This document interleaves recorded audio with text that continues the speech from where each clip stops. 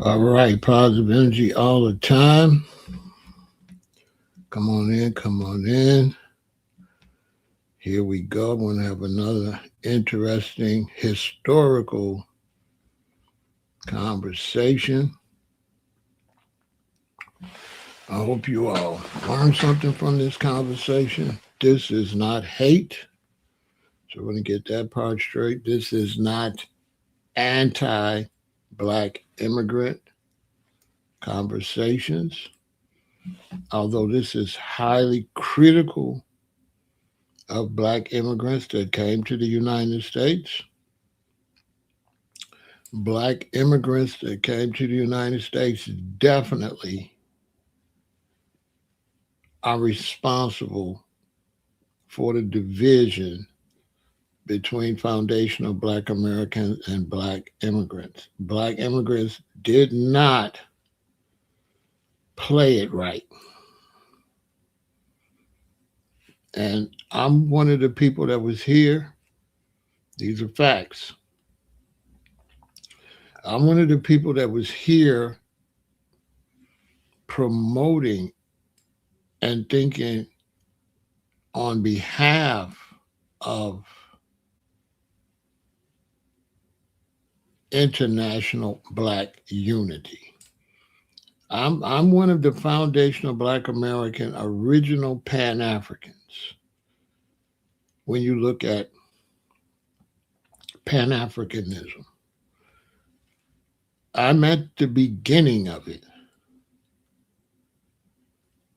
It is a fact. I am one of the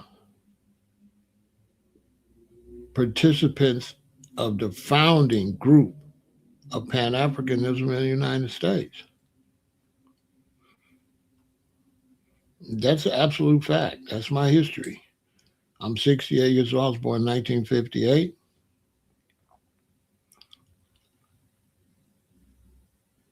There was no Pan Africanism.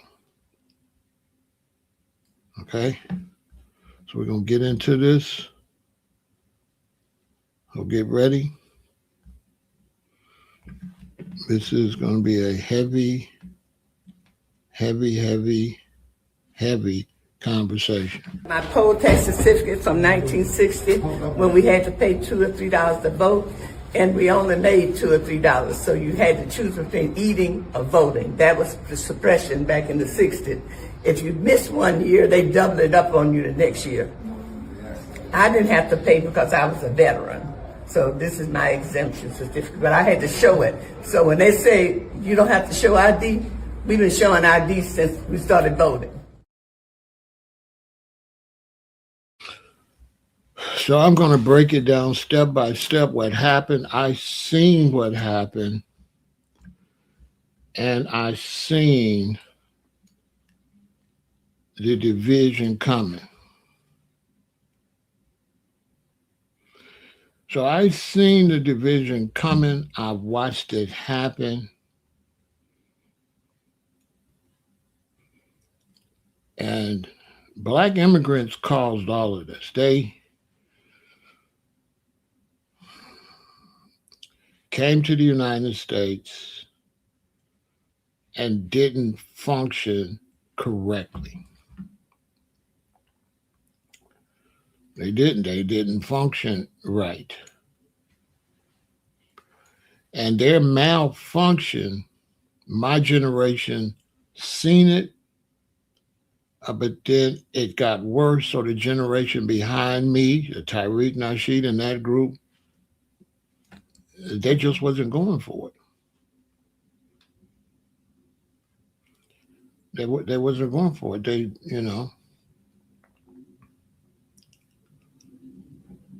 they seen it. The brothers and sisters from the Caribbean and Africa, they didn't function correctly. Now, I see Roland Martin. Roland Martin is phony to me because Roland Martin, now that he sees FBA and reparation, he only criticizes black Americans. It's because one of his family members is Haitian. So he's never fair and balanced. Never. He tries to put the division all on Black Americans.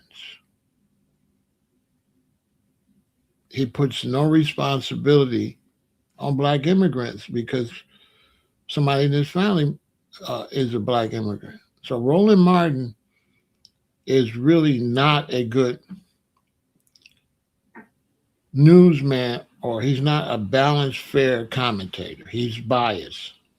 Everything he says is no good now because he's not fair and balanced, like me. Even though I feel foundational Black Americans have been uh, not really treated well, or there's been no effort to deal with us as brothers and sisters, I'm still going to try to be fair and balanced when talking about Black people from other countries.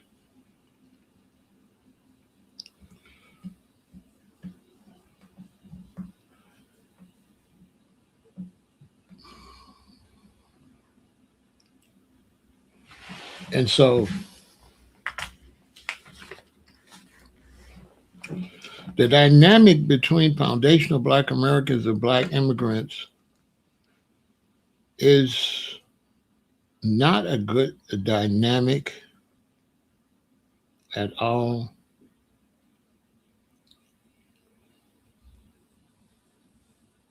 Because Black immigrants uh, pick and choose when they're Black people. When things get hard, they're Black people. But in normal life, they're Jamaican, they're Trinidadian, they're Nigerian, they're Ethiopian. They're not Black people. We're the only ones, foundational Black Americans, we have to be Black people all the time. We don't get a chance to be something else. We're in America and we're Black Americans all the time. And we're American citizens all the time. So where the problem comes is with citizenship. Yes, you're a Nigerian, but once you become an American citizen, that's where we have to separate from you, because now you can play Black immigrant 1 minute, Black citizen the next minute, and you're able to take food out of our mouth as Black citizens. You're able to take services away from us because you're able to play Black when it benefits you. And so, what a lot of people don't know, the foundational Black American is a way to economically and politically separate. We don't want to be categorized with Black immigrants. Yeah, double dipping. We don't want to be categorized with you when it comes to taxes, when it comes to services, when it comes to education. We don't want to be grouped with you where you can get advantages pretending you me 1 minute, but the next minute you're not me. We don't want that. We want to separate from you. It's not debatable. We don't want to be classified with you. We want you to keep your same attitude and your separate mentality, and we want you to stand on that. Economically, politically, we want you to be classified as something different than us. We don't want you classified as Black. And Roland Martin is a perfect example. He talks like us, walks like us, everything. Everything like a foundational Black American. But he's an immigrant descendant. So he's not really us. And so he tries to play both sides against the middle. Now, let's start with foundational Black Americans. We have foundational Black American traitors. What do I mean by that?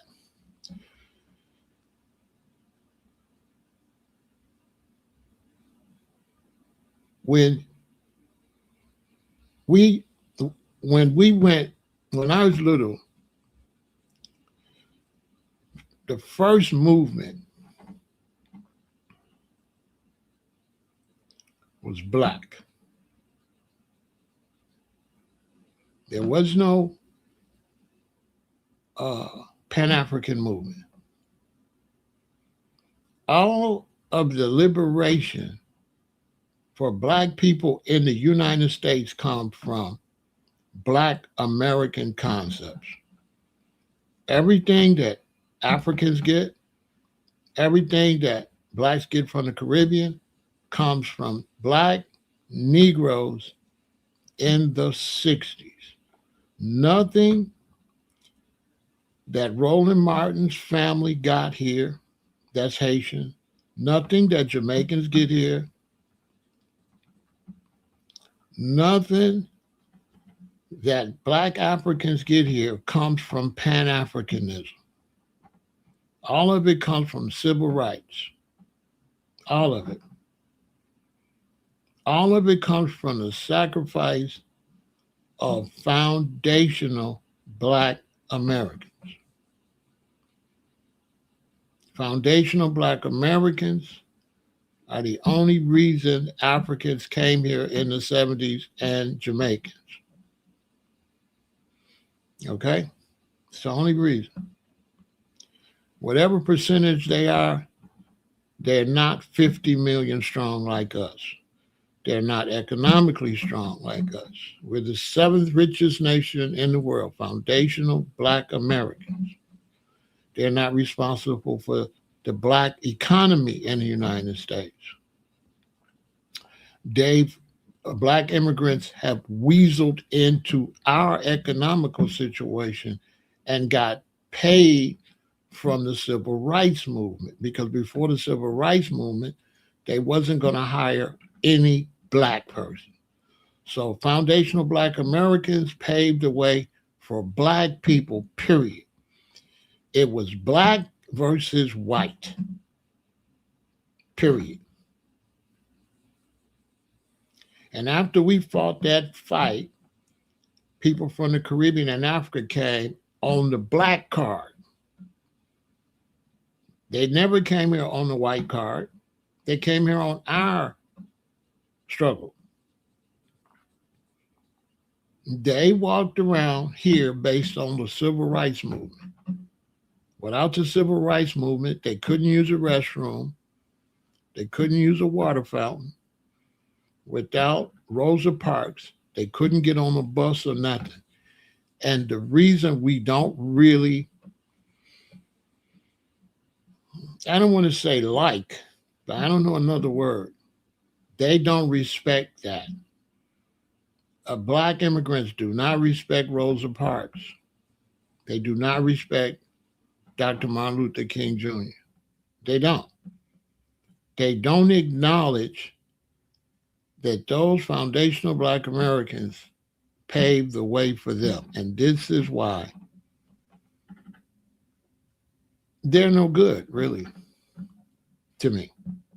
To me, Black immigrants are no good because they don't celebrate the people that made it possible for them to walk around this country.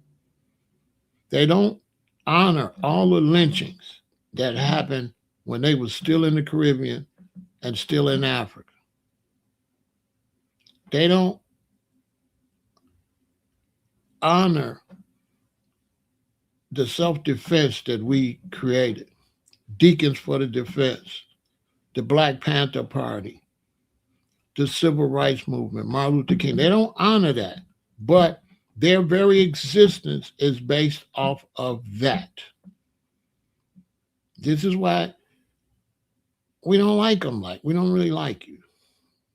Now, I'm not saying personally, I'm not saying I hate brothers and sisters from Africa. I just don't respect them because to me they're leeches. That they're dishonorable people.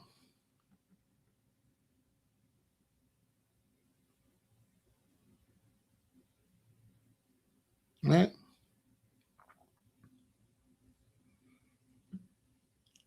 He dishonorable people. They're not people that have our best interests. And what happens, we're here fighting a fight against white America. And then we have black people come that's separated from us, making our fight harder. We've already got our hands full. Now here you come.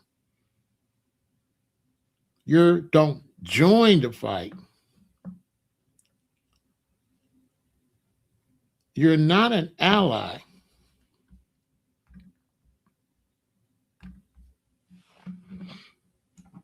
You're a competitor.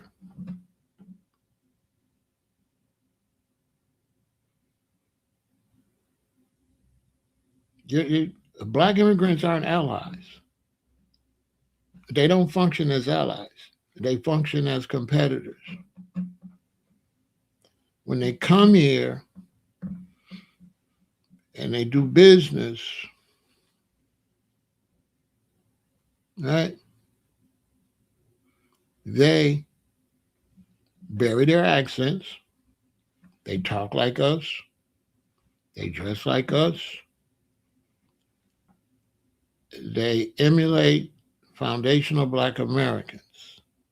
But they don't like us and they're not us. So it's like a spy.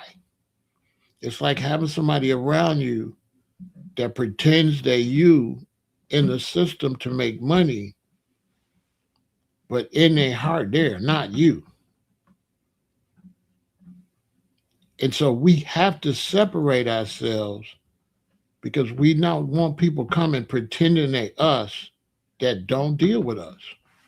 We don't want you doing movies acting like a Black American, foundational Black American on the movie scene, playing Black American heroes and people from the past, and then you don't even like us in real life. You're never around us. You don't function with us. You don't go to our churches. You really don't live in our communities, even our nice communities. You're not us. And you're pretending to be us to take food off our table. Basically, you're not a brother and a sister. Black immigrants are not my brother and my sister. They are a competitor.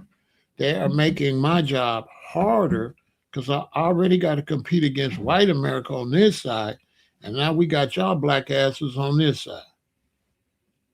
And y'all willing to go and suck up to white America and undercut us for jobs and everything. You're willing to do a movie for cheaper than a foundational Black American actor.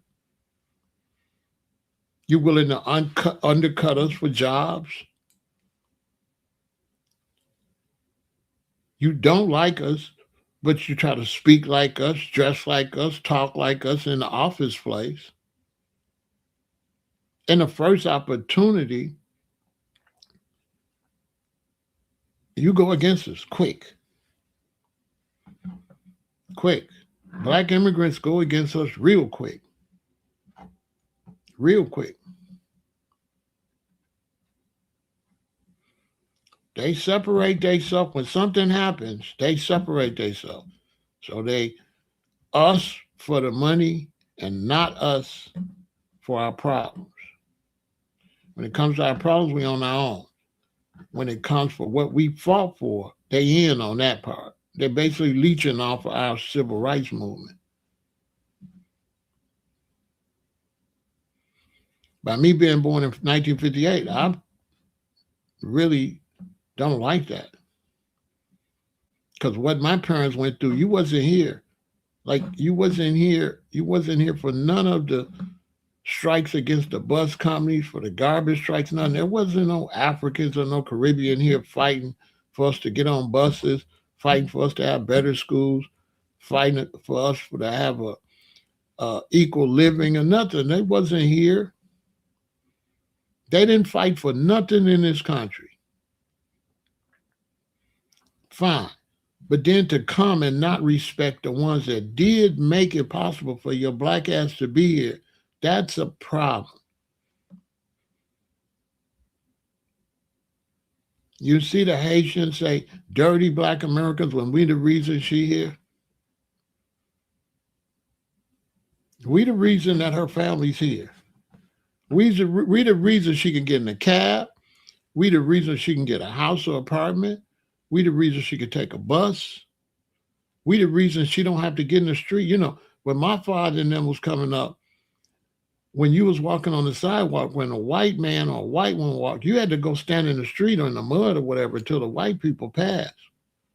They never went through what my parents went through. And I don't like Roland Martin because he leans to that one Haitian side of his family and totally ignores all the struggles that the foundational black Americans on that his Haitian side of the family didn't put no work in. I told him to his face. You keep talking about you got one Haitian relative. They put no work in. Not in no big numbers. They didn't put no work in. That's all. When you look at the civil rights, when you look at the people sticking them dolls on them people and squirting black people water holes, that's all foundational black Americans. That's not Africans and that's not Caribbeans. Don't tell me about no one dude, no Stokely Carmichael. I don't want to hear that.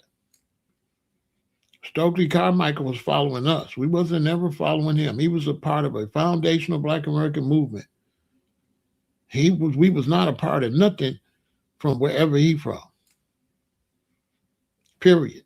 And Stokely Carmichael was walking like me and talking like me and he had that doggone accent to act like us. So this whole thing where you talk like us, walk like us, dress like us, but then you want to pull your accent out and put it back and you want to be Jamaican 1 minute, you want to act like me the next minute. 1 minute you me, the next minute you're a Nigerian. I'm not really with that.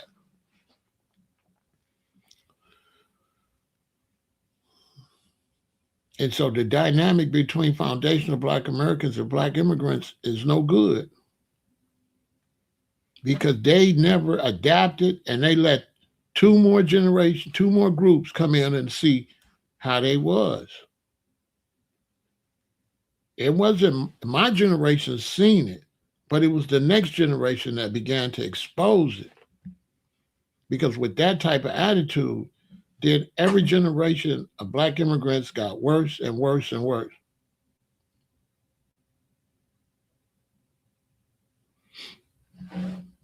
No. We would not be solid with anybody. First, that's imaginary. So you're asking me a fake question. You're asking me an imaginary question. The first question, the question that I would ask you is if black immigrants and Africans was here fighting in the 60s, would they act like they act today? Answer that question. If black Africans and black immigrants was here in the 40s, 50s, and 60s and fought the fight, would they act like they act today? It's the better question. See, even that, this question is biased. This question is about how we would act, right? That there's no accountability that Info Love is putting on the other blacks. You see what I'm saying?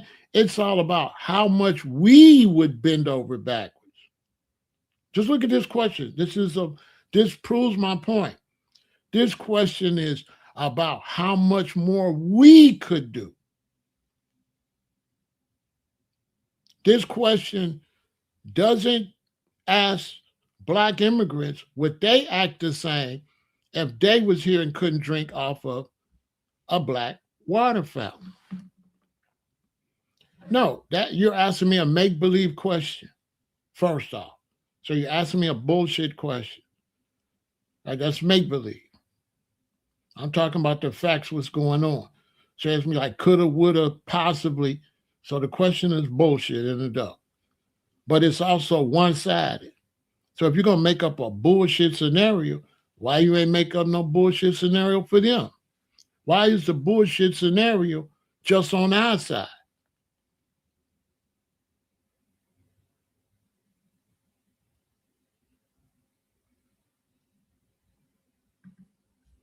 That's a bullshit question.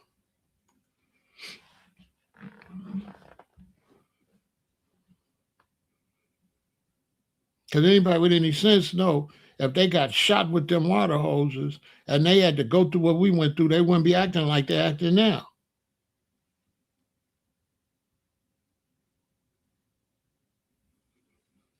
Yeah, we never did none of that. Yeah. You see that question? See, and this is the problem. It's always on us. It's always how much we gonna bend over, right? There's no critic like Roland does the same thing. All Roland does is question our side, our side, our side. He don't say nothing about black immigrants and their behavior. Nothing. That's the same thing In Love just did. Info Love. This is the problem. He actually showed the problem. It's always one sided. It's always could we kiss more ass? But the fact is, when you move into somebody's turf, that's your responsibility to come in with respect. That's not our responsibility to bend over backwards for you when you move into our turf.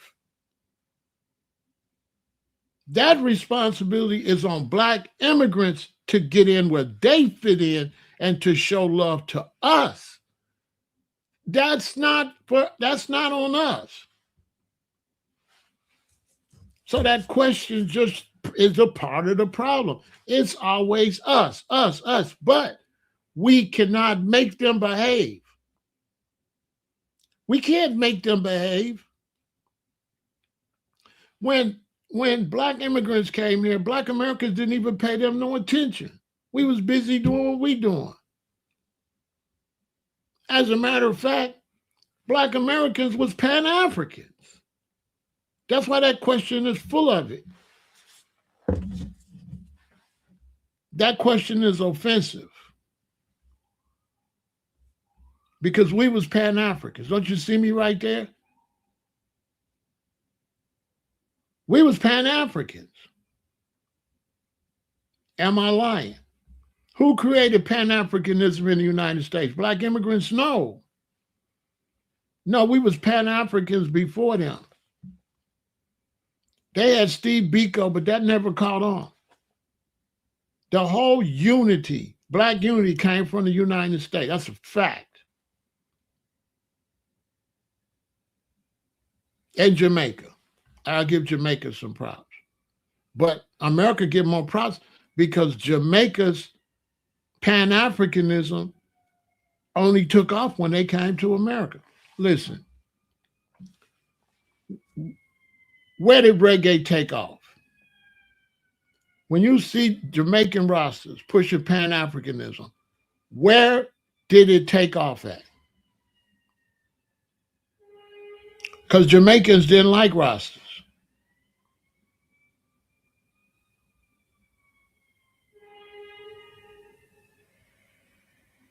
So where was KRS-One and Public Enemy and all of them? Where did that get created at? Where did black conscious hip hop take off at?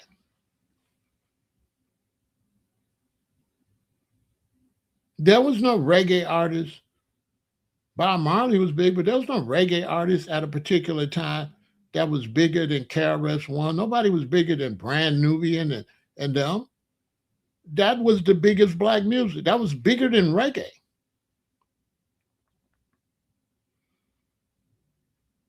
Jamaicans had already sold reggae out.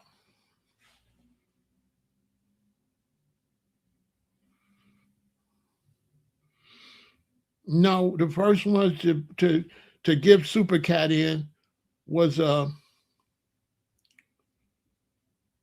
brother in England was the first one, not Super Cat. The first one was my man. I just wanna be close to you and do all the things. Maxi Priest. Maxi Priest was the first one. No, the first one was Third World. Third World was the first one with Try Jai Love. They was on Soul Train. My mistake. The first ones, no, the first ones was Third World. The first reggae song that broke was Now That We Found Love, What Are We Gonna Do? We did. That was the first one. They was on Soul Train. My bad. That was way back. Our first introduction to reggae was Third World. They was on Soul Train. Way before Rap City.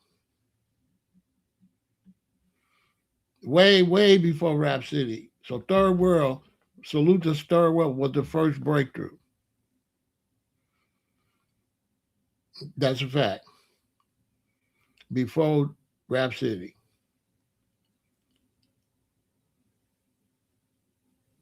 Yeah, but that was way after Third World. Third World was before BET even took off. That was before BET was even doing anything.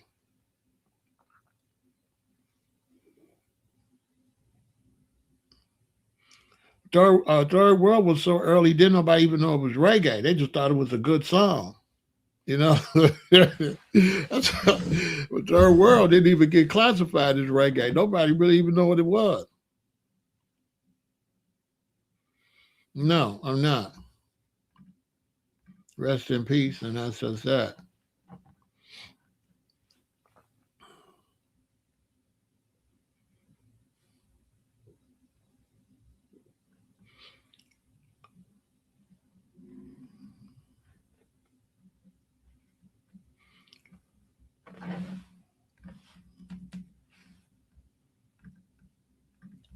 So the relationship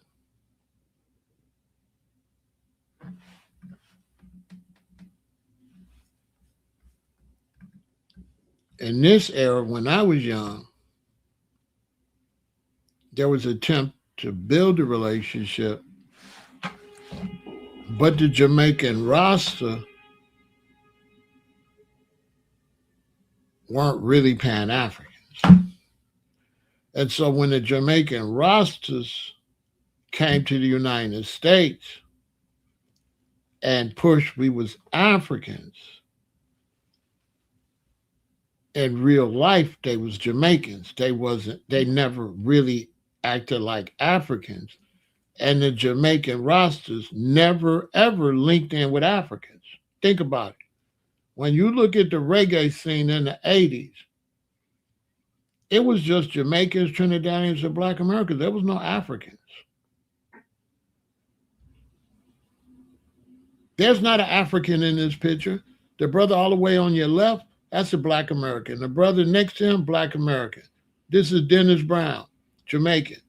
On the right, on the next picture, that's a Jamaican. The brother with the red on, Black American. Me, Black American. There's 4 Black Americans and 2 Jamaicans in this picture. No African. Listen. And the record shop was owned by a Black American female. So there's 5 Black Americans associated with this picture and only 2 Jamaicans. Because the Black American, the foundation Black American, was the strongest when it came to Pan-Africanism. This picture proves it all. Am I right or am I wrong? Reggae made all their money off of Black Americans here and white people. And because this country got more whites than black, the Jamaican rosters sold out to the white audience because there was more whites. when they could get more money if they do shows in Indiana and Wisconsin and Northern California. They're gonna make more money than just in LA. When they in LA, they perform it to a black audience, but they want to go up to Orange County. They want to go up to the up there and get that money from the hippies. So they sold out.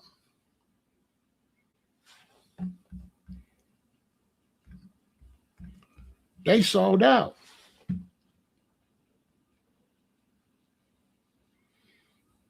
For the money because there was more whites. And so in those days, the Jamaican Rastas used to have two shows.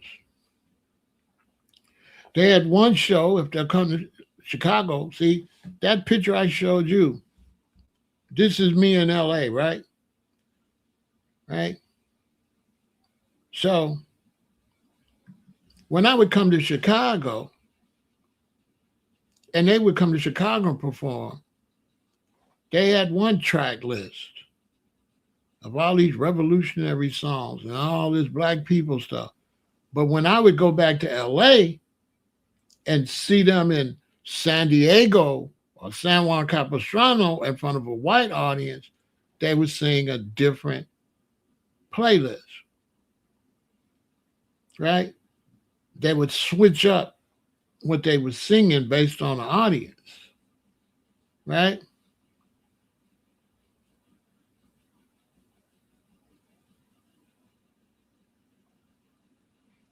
They would switch up their song list. So one day I was in Chicago and I seen a band I knew from LA, and they was down there on Clark Street, and they was singing all this super black stuff that they don't sing back in them white communities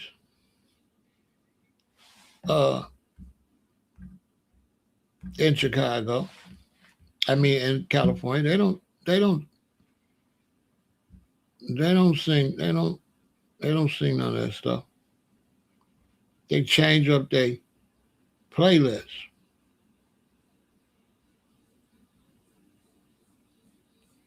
That's what they do. They change up the playlist. Now, somebody mentioned a Pan-African to me, but a Pan-African that ain't in Africa. Yeah, I don't want to even talk about that. Africans ain't even recognize that man. They would tell him in Africa, he ain't no African, he too light.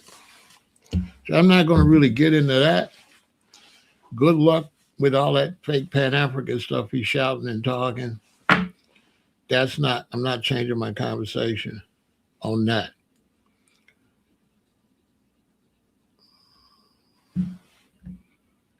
You know, he's been hollering that Pan-African stuff forever, and he won't never go to Africa. I ain't got time to address no foolishness. You know what I'm saying? It ain't like it's ever going to come off of the internet. He's not built like that. Like that. So I ain't going to waste my time.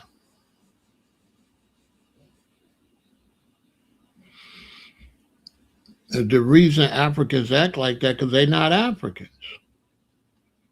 We thought they was Africans. They're not. They were never Africans. That's why Pan-Africanism failed.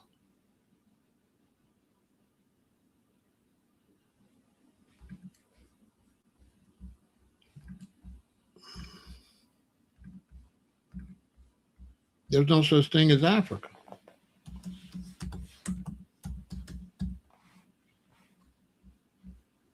You know?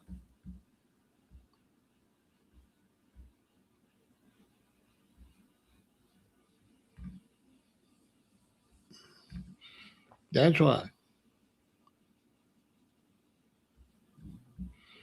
That was a right? That was a false teaching. There was never no there's no such thing as Africans. When Brothers and sisters come here from Africa, they don't hang out, they don't work together. You don't see Nigerians and Ethiopians working together over here. Or in Europe. I just watched a video over in Europe. In Europe, they don't work together in Europe. That's why Pan-Africanism failed, because they didn't really sell us that. We made that up. They didn't sell us Pan-Africanism. Pan-Africanism is something we put together. Marcus Garvey put Pan-Africanism. Marcus Garvey ain't no African. Marcus Garvey put Pan-Africanism together. Now, Steve Biko promoted it, but Africans never pushed Pan-Africanism. The biggest Pan-African is Marcus Garvey. He's a Jamaican.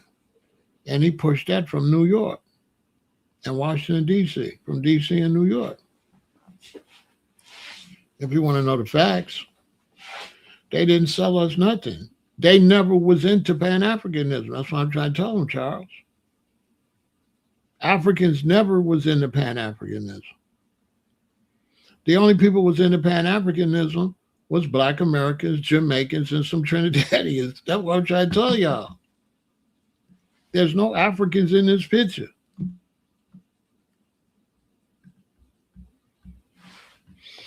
Pan-Africanism grew from reggae music.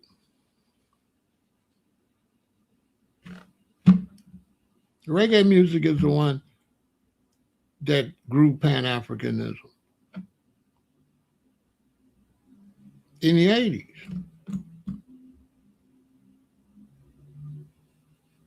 Reggae music was the one that brought back Marcus Garvey.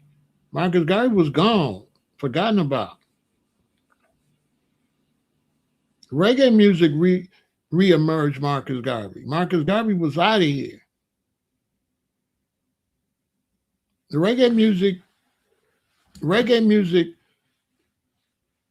pushed apartheid and talked about apartheid in South Africa and Winnie Mandela. Winnie Mandela. And no one remembers, oh, Marcus Garvey. No one remembers, oh, Marcus Garvey. From Burning Spear. Nobody was talking about Marcus Garvey until reggae. Burning Spear.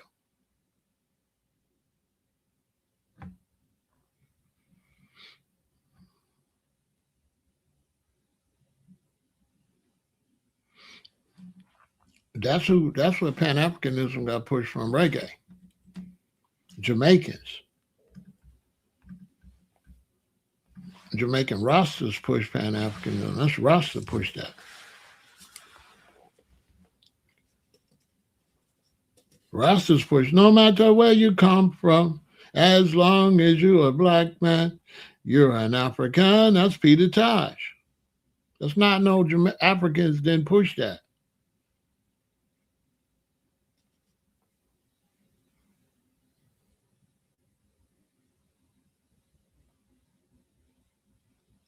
Jamaicans and Black Americans push Pan-Africanism. Me.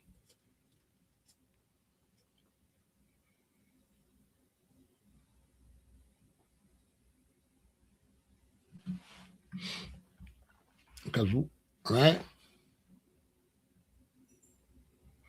Africans made Pan-Africanism fail. Exactly.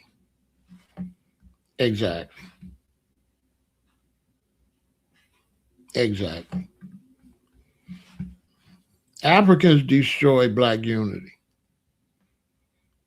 That's an absolute fact.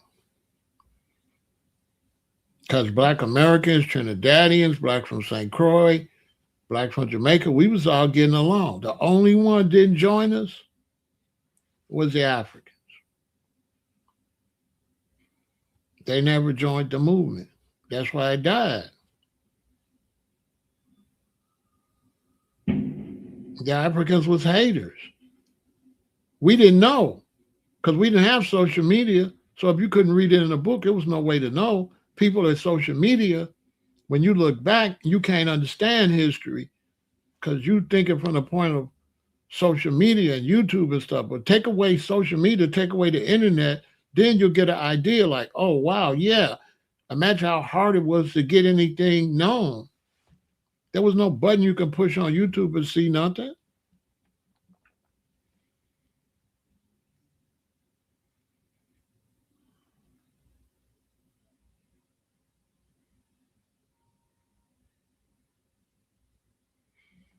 The movie got boosts from concerts and clubs.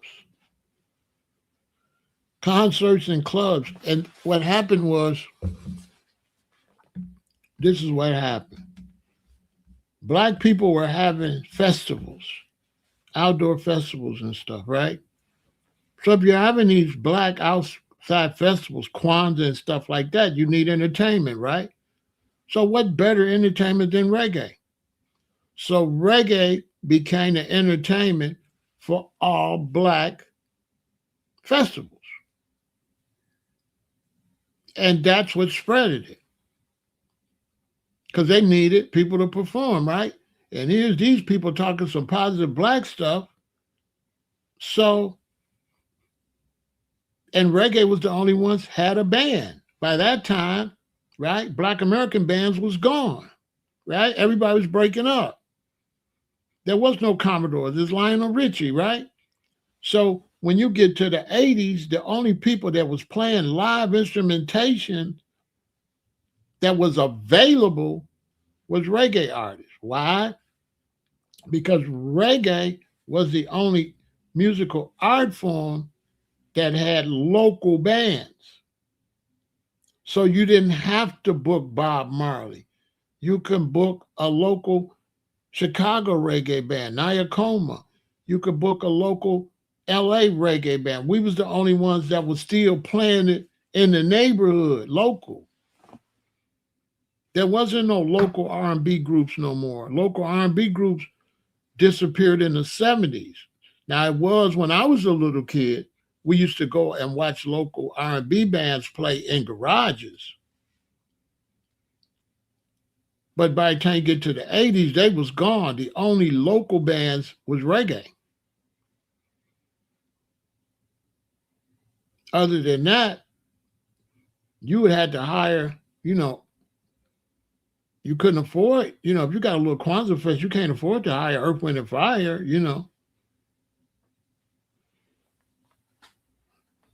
So reggae bands became the go-to for black events. Because you had local reggae bands. And that helped spread the concept. And also you had the stores that sold the Rasta novelties, right?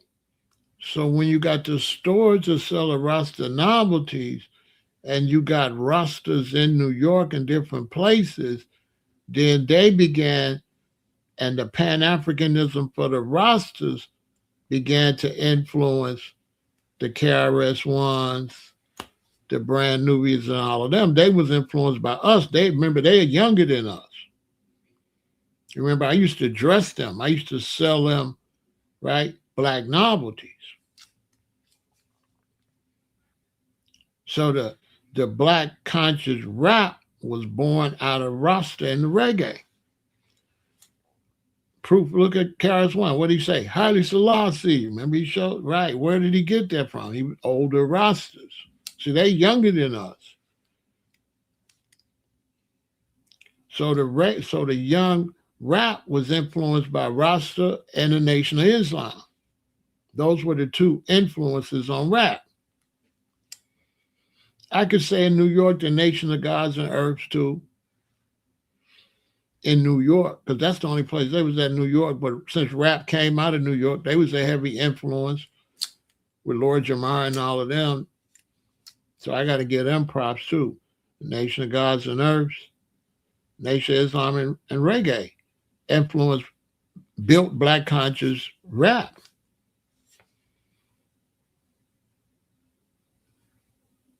Basically, go back and look at Black Conscious Rap.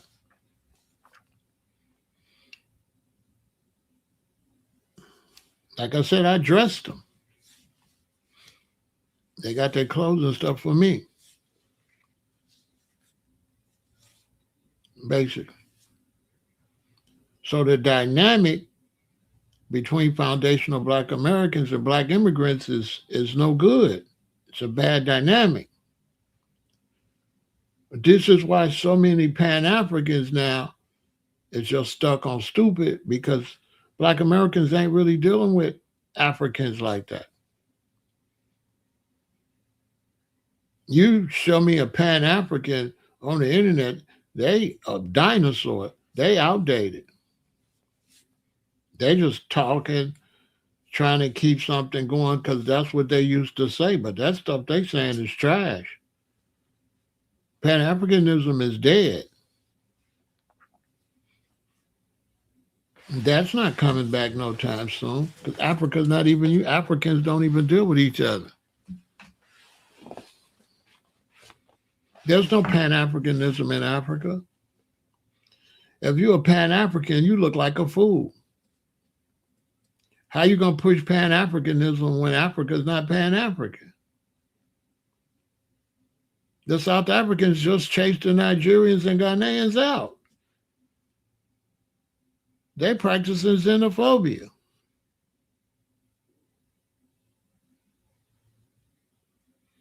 They using it for a tourist scam, right? In Ghana, trying to play on your emotions for you to come see Africa, but they don't even like you in Ghana. They don't like you. They just want your money and want you to get the hell out. There's no Pan-Africanism. Pan-Africanism is dead. This is why they come over here to my son brother upset at me because everything, that stuff he talking is trash. And his whole steez is trash and he don't want to change. He want to keep pushing something. Don't nobody want to hear no high yellow dude in Detroit hollering about no Africa that don't never go. That man ain't never going to Africa. And Show ain't come to Chicago playing with me. He ain't none of that. He ain't none of that. I invented that too. What are you trying to be? That's a fact. That revolutionary stuff that them brothers be talking, I've started that. I'm the original on that type of time. That's a fact. That's a fact.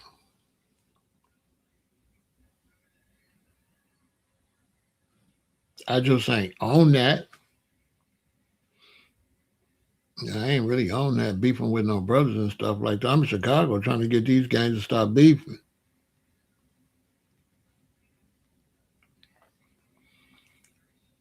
So the problem with so when the blacks come here, they hide their accent, right? So when they go to work, they go stuff like that. They hide their accent to try to sound as much like us as possible, right?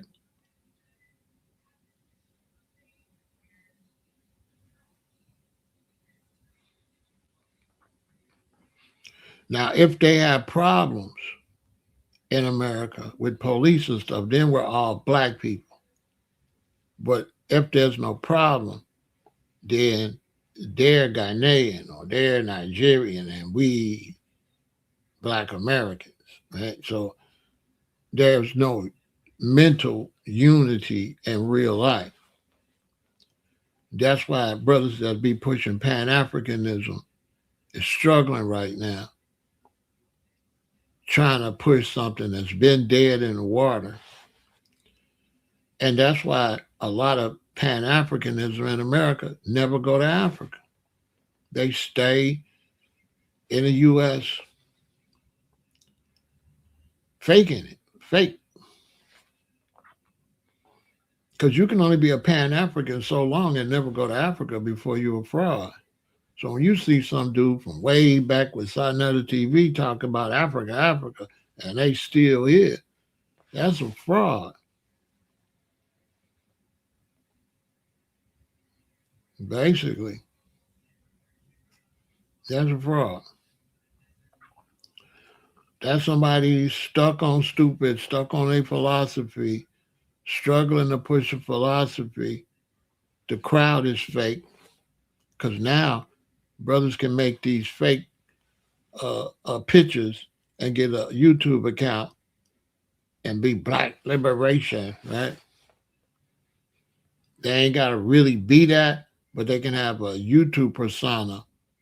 You know, back when I was coming up, they didn't have a YouTube persona. They used to put the persona. They used to put on the fake outfits.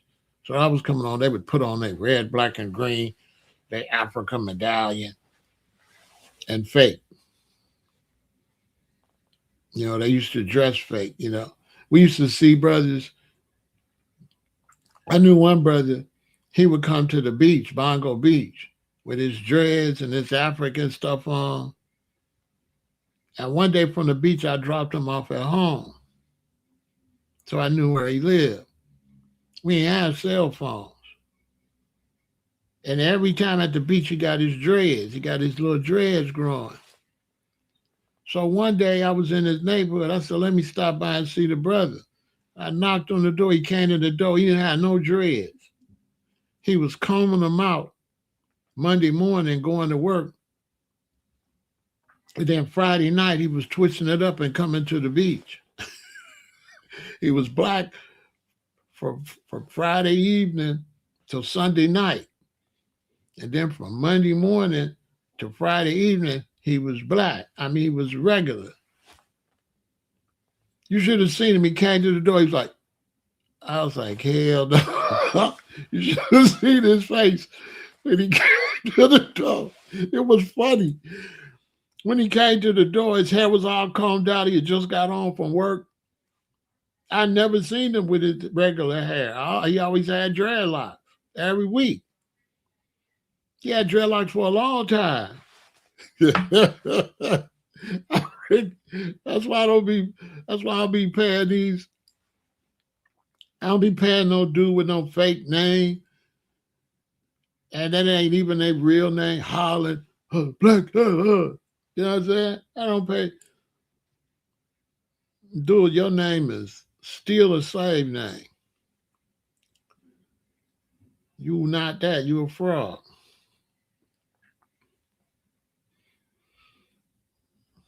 That's why people been over here typing, because I've been dogging out like a Pan-African. They've been on the internet forever, way back since I know. I've been dogging them out. But you're a bootleg Pan-African.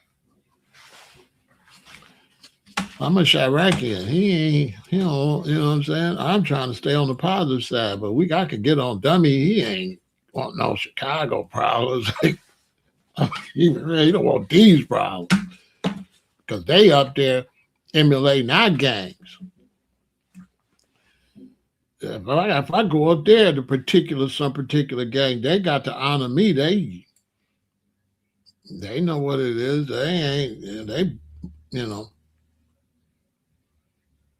They following us. They ain't standing on nothing up there like that. Up there like that. I don't be beefing on the internet. I just say what I say and keep it moving. So when you look at Pan-Africanism has been absolutely no help to foundational Black Americans. There is not one thing we have benefited from that. This is why I stopped dealing with it, because as a young brother dealing with it, it didn't take long before I realized that was a dead-end street. I started dealing with Pan-Africanism in like 1978. And by 1990, it was clear it was trash. It wasn't going to go nowhere. 12 years in, it was like, okay, And the difference between me and other brothers, I'm a realist. So when I see what it really is, I don't have no problem saying this ain't it. Some brothers, they be Pan Africans, they see it's not it, but their pride won't let them say they already built a Pan African persona and they not like me. They're not gonna come out to the community and say, hey y'all, that's not it. They're gonna keep pushing something that they know is not it. You understand? So you got brothers out here still hollering that, knowing that's not it. They not never going to Africa, right? They got no relationship with no Africans. And they keep selling their people a false ideology.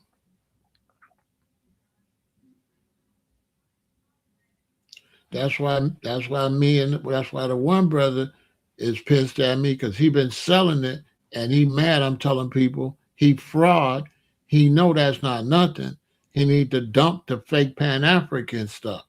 And they not gonna honor his light skinned ass in no damn Africa. They not gonna honor a dude like that. Dude, you ain't no African. They ain't gonna never respect you as the African.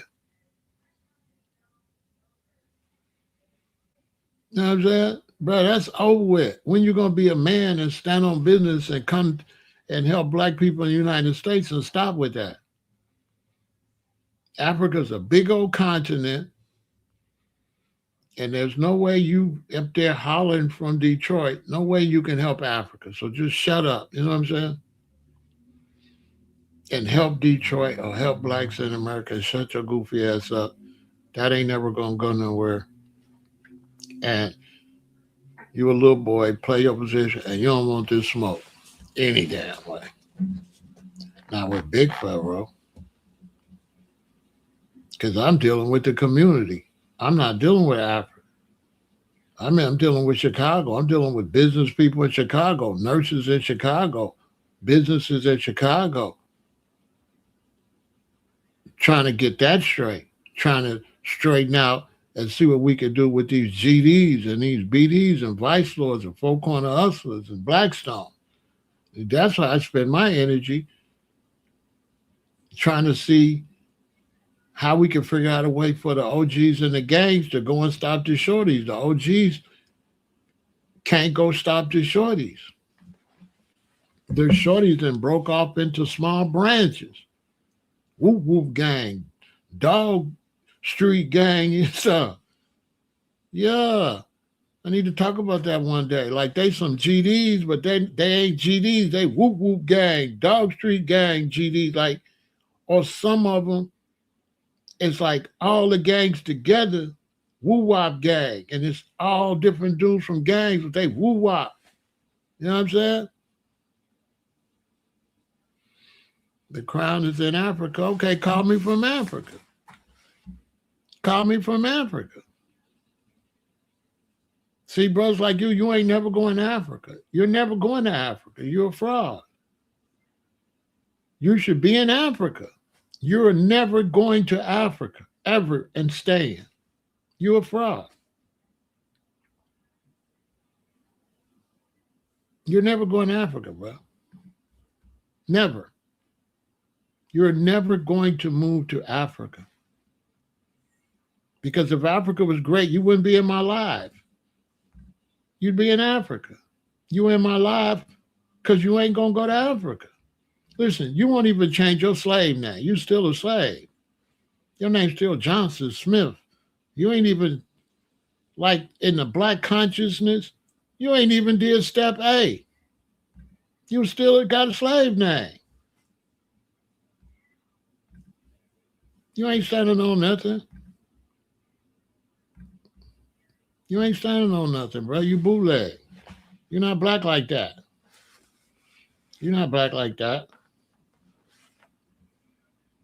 You're not black like that. You're not no revolutionary. And you definitely don't want these problems. You're a little boy. Stay in a little boy place. You're a little boy. You don't want these problems with Big Pharaoh. I'm really that. You better ask somebody. I'm plugged up like a fan. You know what I'm saying? You could think it's a Lisa.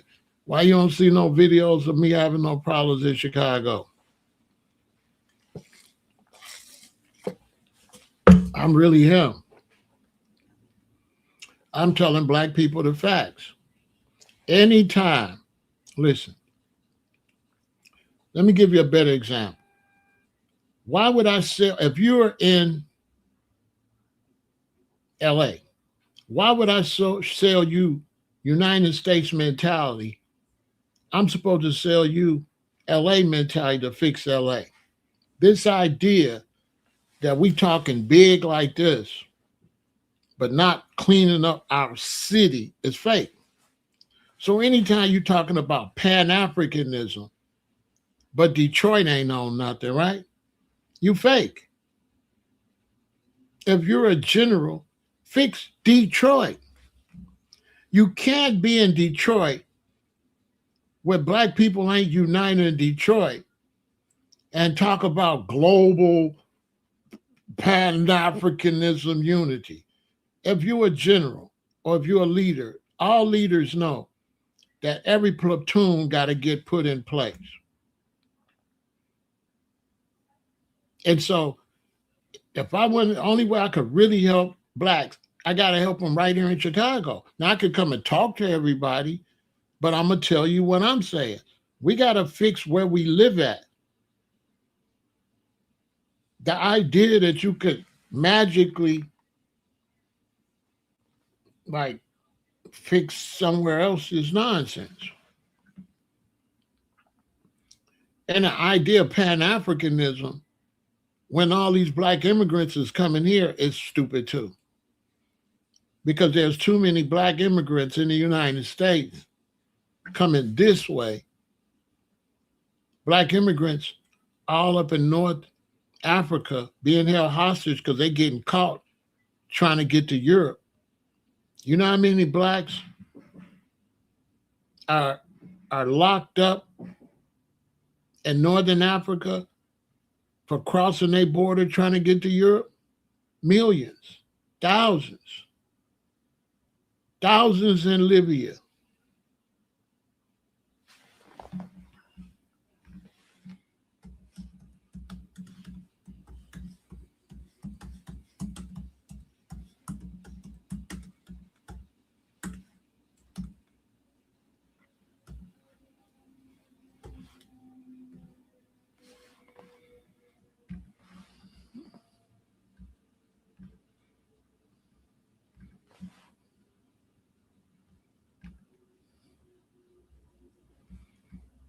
Look,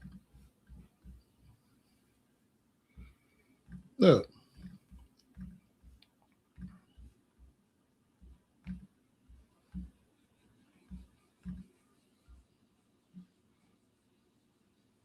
Hold on. Oh, they don't want me to show you. Hold on. Look at all these black immigrants in Libya. Look. Look at all these black immigrants in Libya being detained.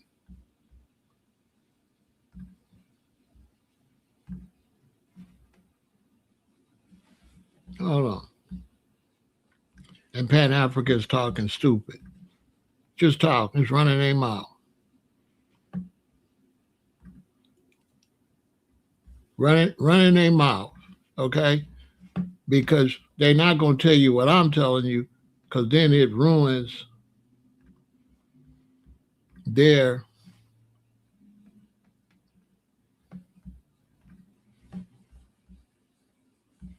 hold on. Look.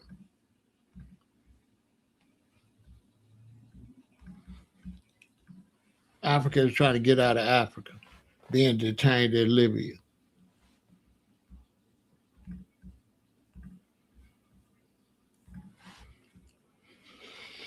And you got some fool up in Detroit hollering about Africa. And Africa is trying to get the hell out of Africa. See what I'm saying? Africa is trying to get out of Africa. These is Africans trying to get out of Africa, being detained in Libya. Why would I tell you to go to Africa? You know what I'm saying? Why would I tell you to go to Africa when Africans is trying to come to here and take your spot? And so really, any Pan-African that's pushing Africa is a traitor because he's trying to get foundational Black Americans to trade their good spot with Africans, and Africans come take their spot. So that fool up in Detroit, that Pan-African in Detroit, he's a traitor because he's trying to sell us to go this way when he know Africans is coming that way. He's a rat. He's a traitor to his people that he was born with. He ain't really on nothing like that. He ain't really about that life like that. He's fraudulent. I'm just keeping it real. I'm just using him to teach. I don't really hate him. He not on my level. He a little boy. I'm just telling y'all the facts and using him for an example. He's a traitor because why would you send your people this way when you know them people coming this way? Them people trying to come over here. Why would you try to send your people over there? You trying to get your people over here to give their spot up. So you go over there, give your spot up. They come take your spot. Now, when you come back, you don't have no spot. You done gave up your spot to them. Why would I send you somewhere where my father always told me, don't never go nowhere where you meet too many people from. There's too many Africans in the United States for me to push Africa. Why would I push Africa on y'all with all these Africans in the United States?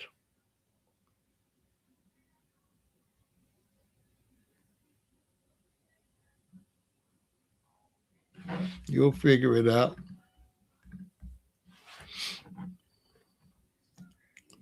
Real talk. Why would I have you go this way when they trying to come this way? You understand what I'm saying? So Pan-Africanism has been a failure. It's failed in the 80s, okay? By the 90s, it was clear it failed. Then you got 2010, 2020, it's almost 2030, 30 years after Pan-Africanism has clearly failed. Who in a right mind that calls itself any type of scholar knowledge is still pushing an obviously failed concept? Even from the founder, never made it to Africa. Marcus Garvey passed away in Europe, never made it to Africa, got out of jail, got chased out of Jamaica because he lied to the Jamaicans that he was going to have a Black Star liner, and a lot of people sold their property waiting on Marcus Garvey ships that never came, and that's how you end up with Trenchtown and Kingston. That's how so many people end up in the slums of Jamaica because they sold their property in the hills to go down to the shore thinking the Black Star liner going to come take them back to Africa, and it never came. Don't nobody want this smoke. That's a fact. So when Marcus Garvey got out of jail, went down there, they was hitting him with rocks and stones and chased him out of Jamaica because he lied to them and they lost valuable property. And when they left the hills to come down to the shore for the Black Star liner, the system went and bought that land and grew coffee. Jamaica's famous for coffee, and they up there getting the bauxite. They started digging for bauxite on them people land. This is real historical facts. You had Fredlocks, had the song, 7 miles of Black Star liner coming in the harbor. 7 miles of Black Star liner coming in the harbor. So Ross and everybody, they really believed that the Black Star liner was coming. They made reggae songs about it. Did the Black Star liner ever come? As a matter of fact, Marcus Garvey ships wasn't even seaworthy. They was all raggedy. He basically scammed them and took their money and pocketed it and bought junk. He was a two-bit con man. Yeah, he went to jail for fraud, and the feds told him, if you get out and shut up, we won't expose you. And he got out and shut up, and the feds never told the facts about what he was really arrested for. But he was arrested for scamming black people. He took all that money and just spent a little bit and bought ships that wasn't even seaworthy. Now you telling me somebody as smart as Marcus Garvey knew them ships can't make it to Africa? Right.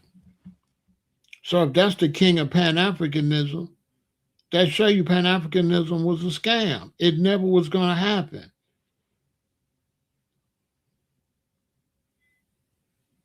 Listen, black people went back to Liberia first, right? How did that turn out? Before Marcus Garvey, the other Pan-African, he went to Liberia, right? How did that turn out? Umar, never going to Africa. Umar, he went to Africa, got some fake citizenship to come back and sell his dream. But he will never move to Africa. Never. If Dr. Umar is a Pan-African, why is it he using 10 years to build a school here? If you was a Pan-African, wouldn't you be trying to build a school in Africa? So the fact he's trying to build a school here, is he ever planning to go to Africa? No. Because you can't even prove that he's really planning to open a school. Pan-Africans, especially older ones, are scam artists. You show me a Pan-African, they selling African soap, African this. They go to my website and buy some African shit. Scamming. They ain't never going to Africa. They ain't never going to Africa, ever. Never. The brother in Detroit been hollering about Africa for how many years? What he waiting on? He the general, right? Yeah, General Mills. Lucky Charms, that cereal. Yeah, damn, General. Get the hell out of here. Boy.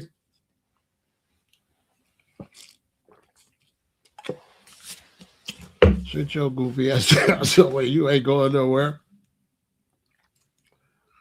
Be a man and tell everybody you're not going.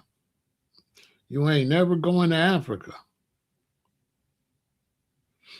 None of them going to Africa. It's a scam. Pan-Africanism is fake, y'all. There's no such thing as Pan-African. There's no such place as Africa. I keep telling y'all, the entire North Africa is Arabs. I showed you that yesterday. Africans don't even control North Africa.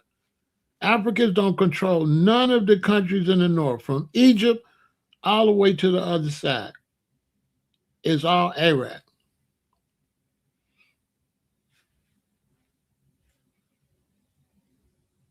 Dominating Africa. Got the biggest militaries too. Go look it up. Go look up the Egyptian military, the Sudanese, look up their military, Algeria's military, and look at the Africa's military. Ethiopia got all right military, but they don't got the equipment them Algerians and Egyptians got. America do business with Egypt with weapons. Egypt and Israel. America ain't giving Ethiopia none of them no weapons like that, not like that. Arabs got the biggest army in Africa. So how you a militant general, you don't never teach people nothing of reality about what's going on over there.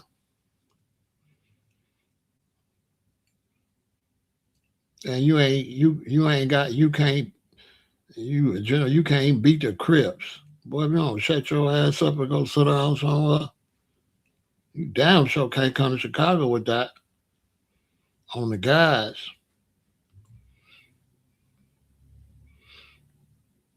Where there is some structure. You know what I'm saying? That's a whole nother story right there.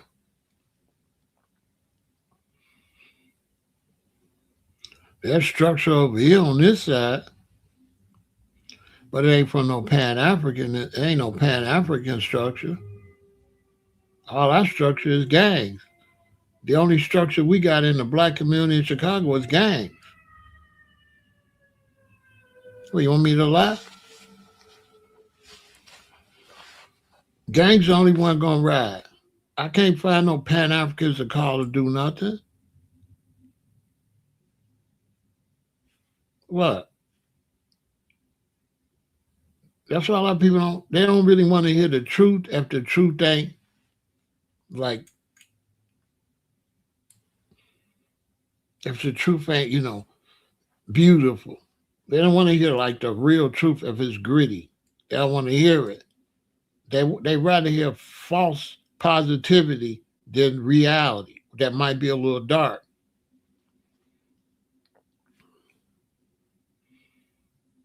I'm just saying.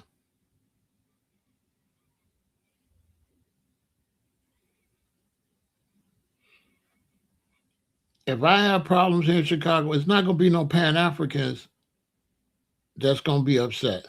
That's all I'm saying. It ain't gonna be it ain't gonna be no Pan Africans. That's not gonna go to no Pan Africans. Okay? I'm just saying. I'm trying to straighten that side out. You know what I'm saying? My hands is full. We got like gang problems here. I can't do no make believe, red, black, and green make believe. That's make believe. We have serious gang problems in Chicago. They ain't trying to hear no Pan African nothing. The only chance we got is to show them some type of economical development here where when they get out of the county jail, out of prison, we could provide jobs. All that other bullshit, man, say that drama for your mama. The only thing we could do for the foundational black man here is have jobs for them when they get out of jail and prison. So they can come out and they won't be destitute and be tempted to go back and do some more crimes while they on parole or on probation. If you ain't talking like no real stuff like that, if you ain't talking about like building no nursing homes, no hospitals, so the queens could have nursing and have jobs, if you ain't really talking that in the United States, I ain't trying to hear nothing you talking about. We as foundational black Americans, we need gas stations. We need stores. We need healthy food. We need indoor grows in these cities where we could grow food right in Chicago indoor.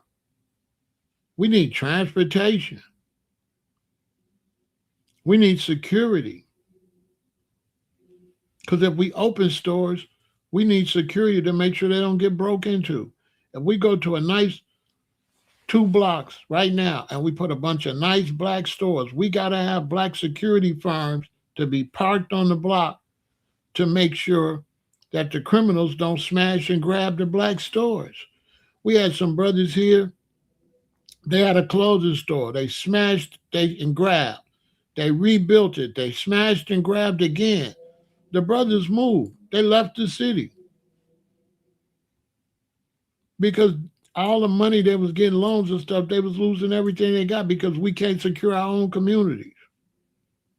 So imagine somebody that can't secure Detroit, Chicago, LA, hollering about Africa. How the hell you gonna secure Africa? You can't even secure Detroit. Shut the hell up with that fake make believe. And if you fake make believe with that, how you gonna deal with the realest nigga alive in real life like that? Like real talk. You'll get did dirty.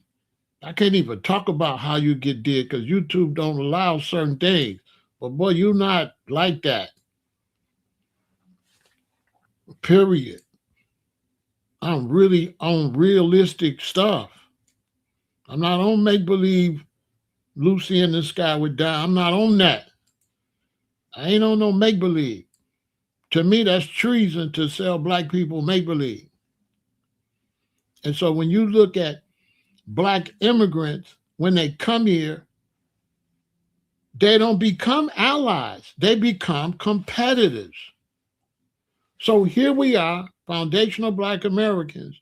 We're trying to compete with white America. We're trying to do business like white America. We're trying to have banks like white America. White America is established. Black America is coming out of slavery, coming out of Jim Crow. My parents and them came here from Alabama and began to get jobs and went to Detroit. My grandmother and them, these are people that built the black community. My grandmother and my great uncles went and built black foundations in Detroit. They ain't from Africa. They hadn't been to Africa. They don't know nothing about Africa. They came straight out of 200 years of slavery. 300 years of slavery they came out. They don't got no ties to no Africa, and they came from the South, and they began to try to build something. Now, we supposed to keep trying to build on what they built. Pan-Africans is distracting our people from the foundation of what we need to be building here. They're really traitors. Like if you're here making black people look to Africa, you're a rat, you're a traitor, to be honest with you. I'm just being nice. You're a traitor. You're a distraction. You need to be brought to me and talked to. But that's a whole nother story. If we want to talk real pharaohs, you're supposed to be brought to me and made to kneel, and we're supposed to get that straight. Take your ass back and teach something going to benefit people right there where you at. Or you're a traitor. You selling make-believe dreams to our people. That's treason. I'm talking real. For me to come sell y'all Africa is treason. You never gonna go to Africa. You don't own no planes. You don't own no boats. You don't have no type of finances to stabilize yourself in Africa. And Africans don't like Africans. Africans is tribal war in Africa. Why would I promote Africa?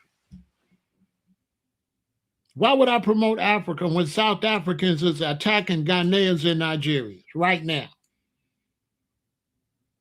When South Africans are saying they don't want to be Africans, they is Zulu. And you not, get out. South Africans are not accepting Pan-Africanism at all. They're not with that. They saying this is Zulu country. And if you ain't Zulu, get out. How is that Pan-Africanism? And how you got knowledge, how you a scholar, and you don't know that?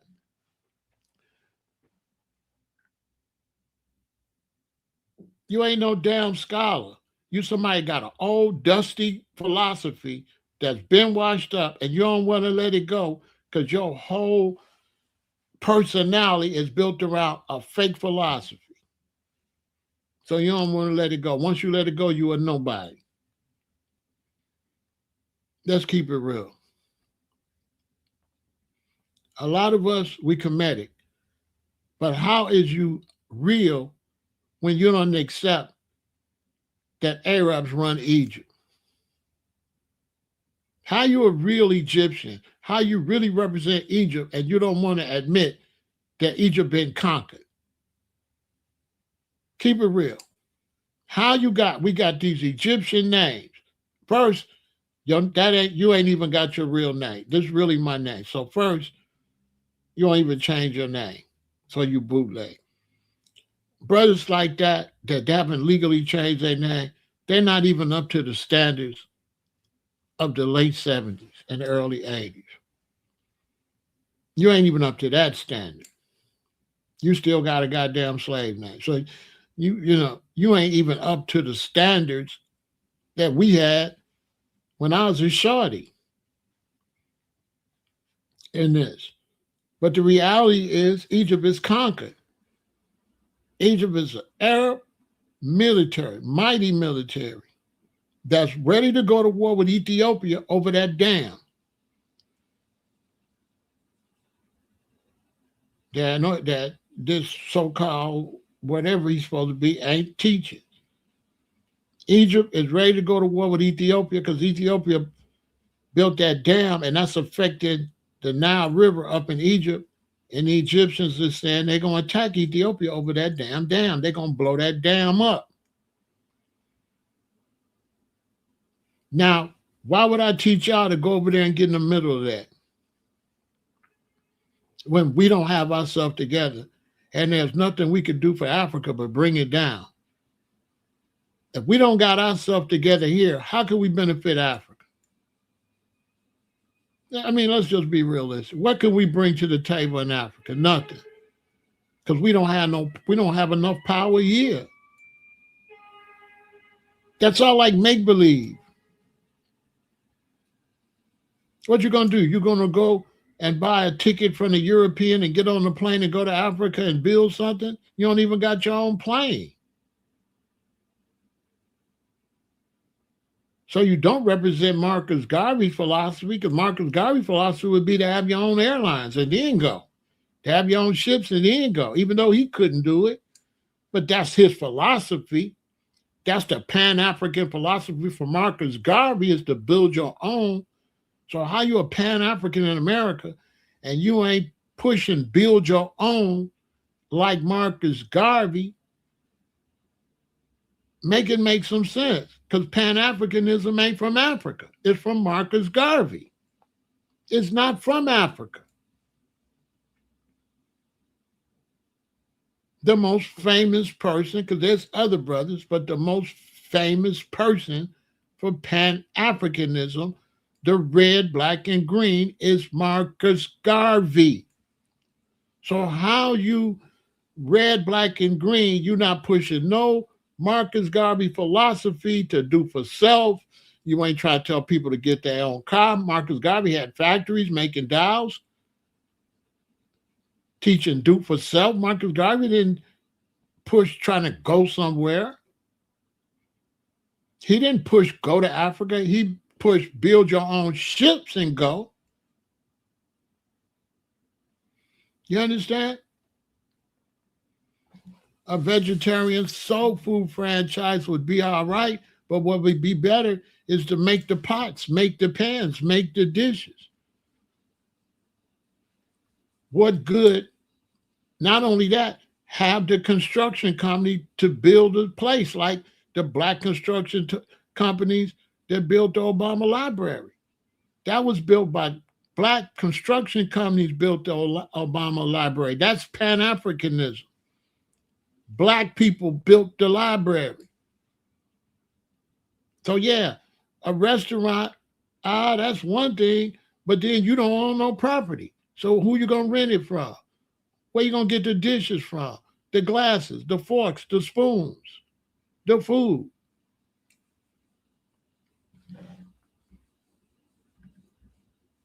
Well, you see how that sounds overwhelming? That's why nobody want to deal with it. When it's overwhelming, we don't want to deal with it. But you got to chip away at that. You can't run from it because it's overwhelming. Because then you just never get nowhere. And that's what's going on. Right?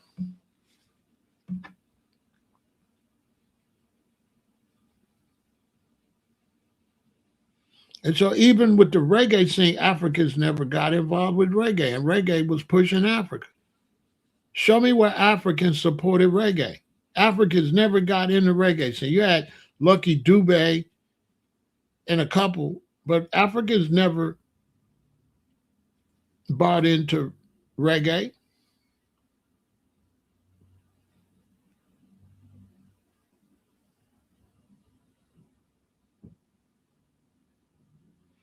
Now we was hopeful that Pan-Africanism would go somewhere, but the next generation after us, they seen it was fake.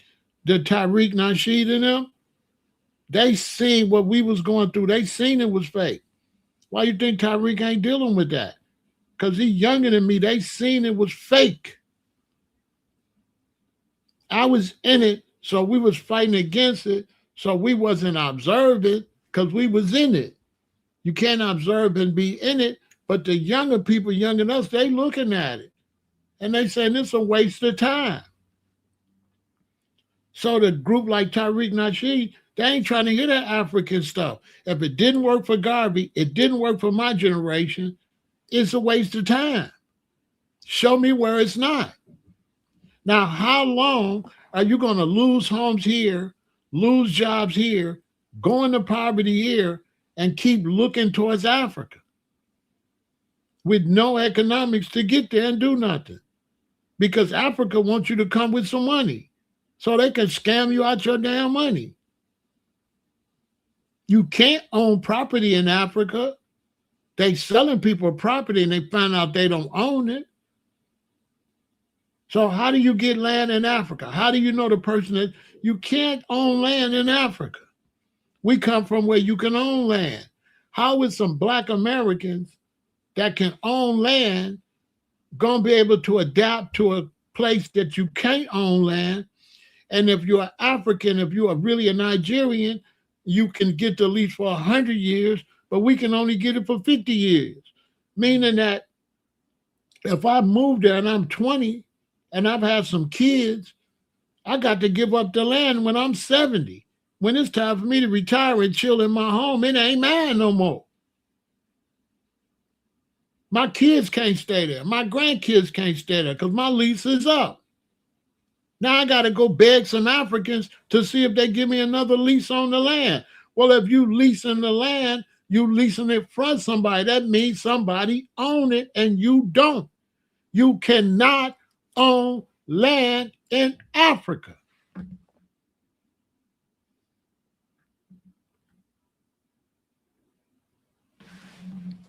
Yeah, they'll snake you or split the money.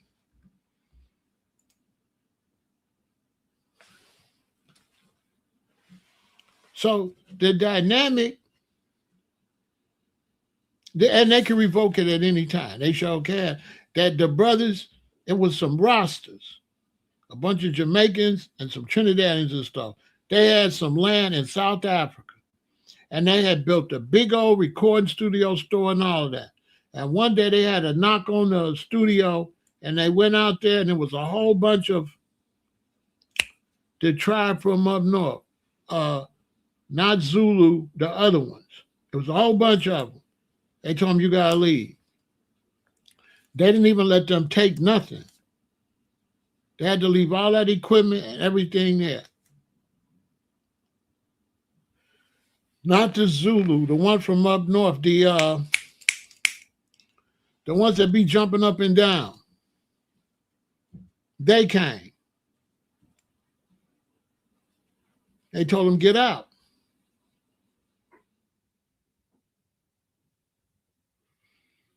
Who's the ones up north? The Maasai. The Maasai showed up, a whole bunch of them. It was either the Maasai or the Zulu. It might have been the Zulu because they was in South Africa, one of them. But the brothers was there. They talked about it on a reggae radio show. And they got a knock at the door. Look out there was hundreds of the tribe. They told them, you own sacred land. You own our land. You got to go. They had to leave all that stuff there. The recording studio, everything they built all them years, they had to just go. The land is tribal. Exactly. The land is tribal. You can't own the land. If the land is Zulu, the land is forever Zulu. If the land is Maasai, the land is forever Maasai. You cannot build no house on Maasai land. They could tell you to leave at any time. It's not like here. So leading your people to Africa is like leading them to a burning house, a burning building. Basically, Africa's out the picture. That energy have to be spent here. Okay?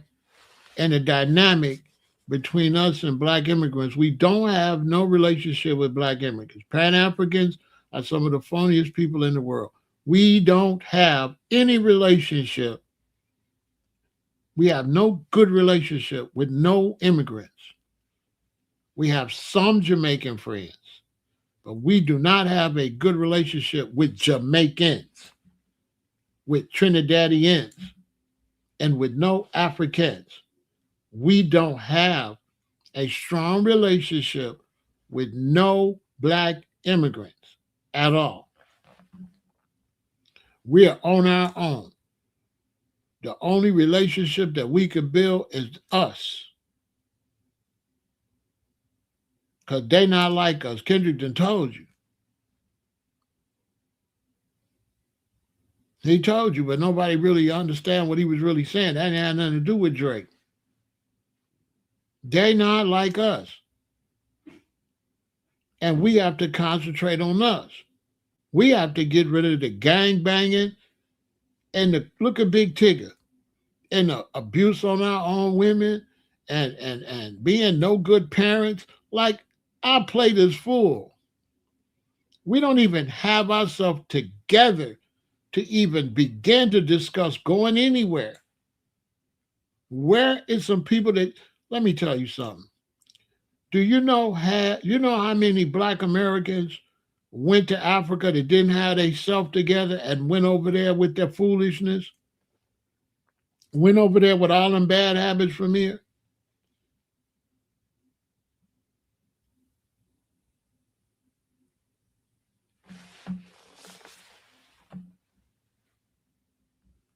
Exactly. He was in Tanzania. When he stopped giving the chief money, he turned the people in the area against him and he had to move. Exactly. Exactly. But here in the United States, we don't have any good relationship with black immigrants. Black immigrants are not allies. So if they're not allies here, what make you think they're going to be allies when you move where they live at? They are competitors. So rather than black immigrants come here and build the black family, they came here as a separate and made it worse. To me, black immigrants in the United States made our struggle harder because black immigrants are stupid and black immigrants aren't united with us, but with white people, we're united. So black immigrants are stupid because they're separated in their mind, but as far as their skin color, as far as black people concerned, they the same. So they got no chance of making it because in their mind, they're different than us, but they live in a country where they steal the N-word.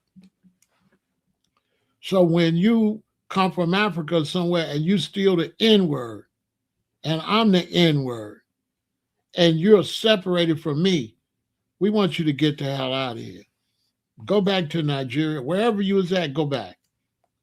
Because you're just making it harder on us. Because you're competing with us while the European don't like you or me. You're a traitor. You're a rat. Go back home. You're making our situation harder. And the Haitians just found out the hard way. The Haitians, F8 and FO, right now. Right now. That F8, they F8 and FO right now. They're gonna throw them out. Don't matter if they're rich or not. And as far as knowing some rich immigrants, there's blacks been billionaires and millionaires over here. We know that don't mean nothing to us. We've been getting money. We got plenty of millionaires. We're the seventh richest nation on earth. So we're not impressed because you some Nigerians, some made some money. That's what we do. We taught you how to make money. We're the seventh richest nation on this earth, foundational Black America. So that little money that some black immigrants got is chump change to us. Period. Not impressive at all. We got plenty money. What we don't have is the mentality to put it together and build. But we got the money.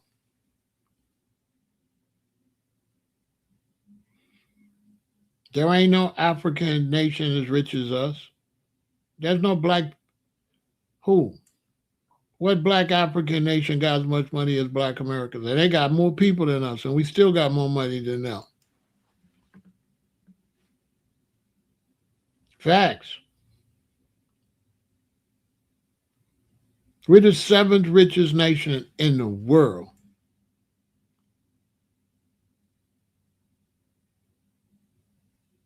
Look it up.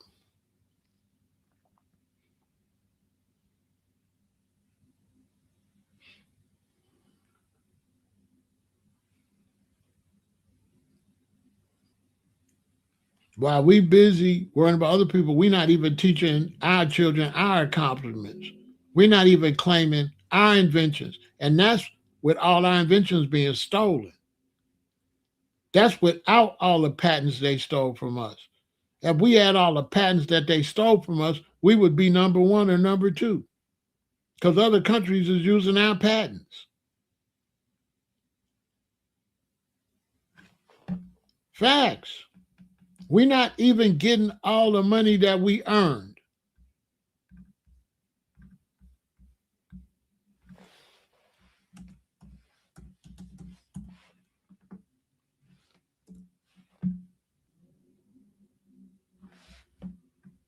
Ask somebody.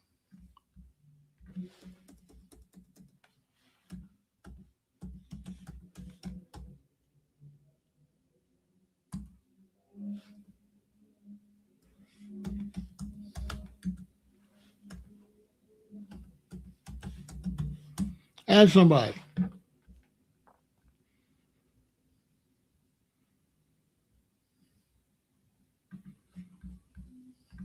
We're not even getting the money we made. Go look it up. Look up all the black inventors. Go look it up. Go look it up. Go look up the black inventors.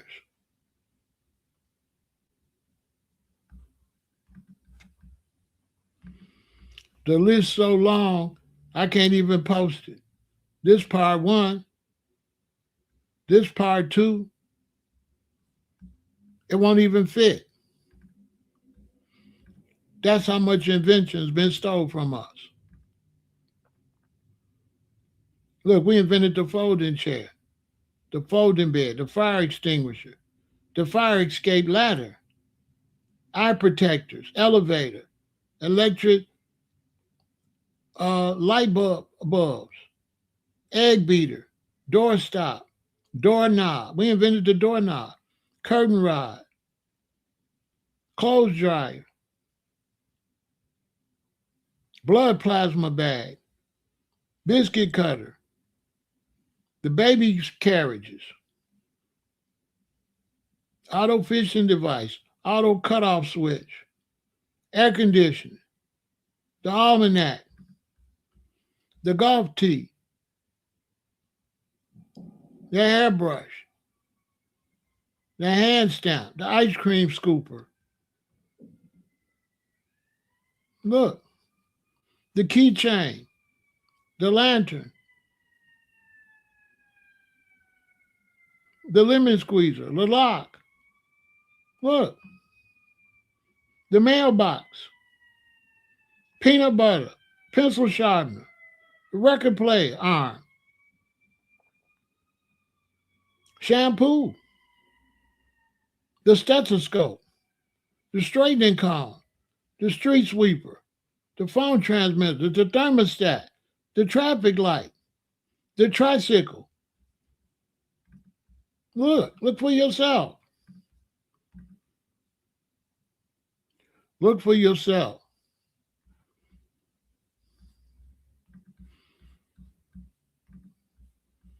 We're not even getting paid for what we did.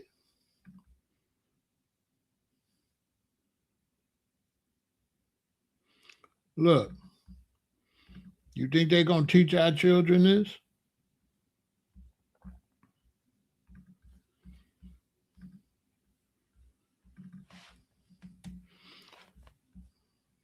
Some fool teaching about Kemet and ain't even teaching foundational Black Americans about what they did? Then you're a traitor.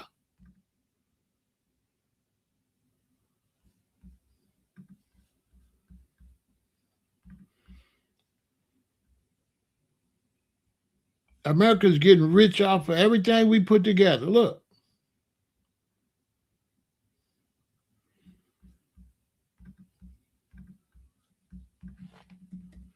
You invented almost all this stuff over here. You invented it. And you ain't get paid for it.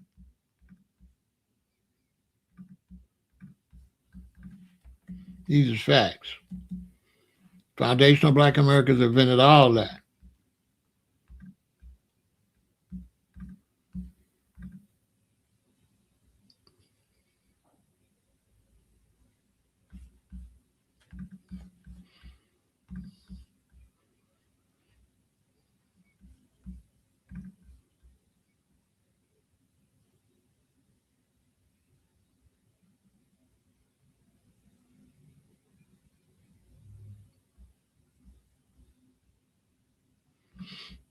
Look, we need to stand on what we got going, and we need to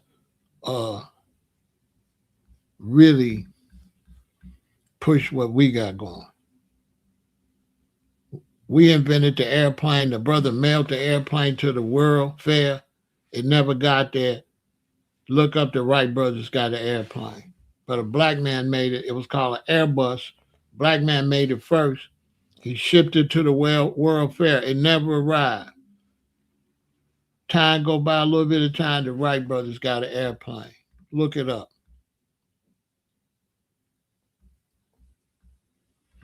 Look it up. We invented the airplane. Look it up.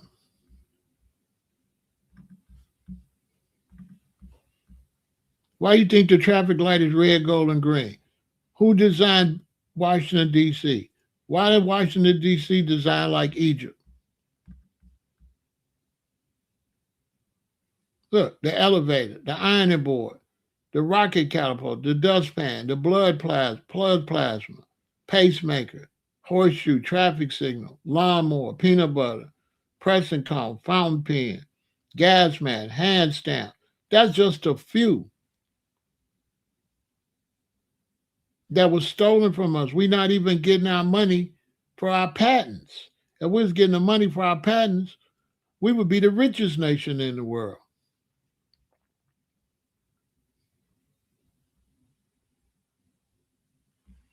Let me ask you something. If you did go to Africa and take some people, would you take the dummies or the geniuses? Would you take somebody who don't know how to do nothing or somebody to know how to grow everything? Who you think taught them how to grow cotton? Blacks from Egypt. Who got the best cotton in the world? The best cotton in the world, if you wear designer clothes and you ever went and bought some nice clothes like I do, the best shirt you're going to buy is going to be Egyptian cotton. And if you buy an Egyptian cotton shirt, it's going to look good for a long time. It's going to cost you, but it look good. Egyptian cotton is the best cotton in the world. Cotton, we taught them how to grow it. Coffee, we taught them how to grow it. All this stuff, they didn't just have you picking it. You was the one taught them how to grow it. You were the one that cleared the land. You were the one taught them how to fertilize it. They don't want to tell that part. They trying to make it think like you was just nothing, but no, you was the one that set it all up. You set up the whole South, the whole agriculture. Black people set that up for free. So when you go down south, you driving in Georgia, Mississippi, Alabama, you see all them fruit trees, you see all that stuff growing. We did all that. We set all that up. That land wasn't flat like that. We moved all them trees. We flattened that land. They just want to make you think we picked the cotton. No, we the one made the land possible to grow on. The land, we tilled the land. We the one removed all the trees. We the one fill in the swamps. A lot of black people got bit by alligators. There was alligators everywhere. We had to get rid of those alligators and clear the swamps. That's when they was taking babies and using babies for alligator bait. Look it up.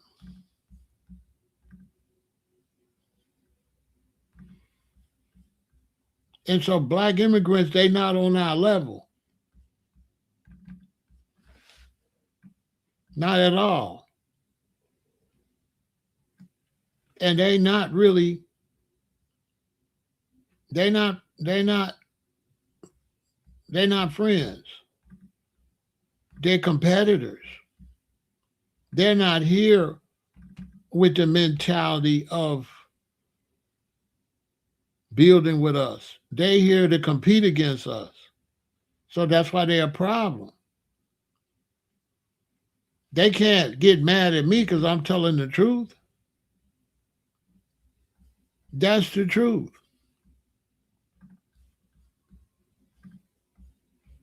That's the absolute truth. And there was alligators and stuff down there. And you know what they used to do with the babies?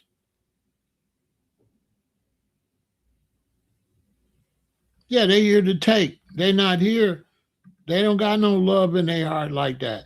Because look, if you got a bunch of Africans in Africa that hate each other, that don't work together, because Africans do not work together and they do not identify as Africans. There's no such thing as Africans. That's being proven right now in South Africa. The Zulus say, we not Africans. We Zulu, y'all got to get out. So what make you think that they're going to come here with unity when unity is not a part of African culture?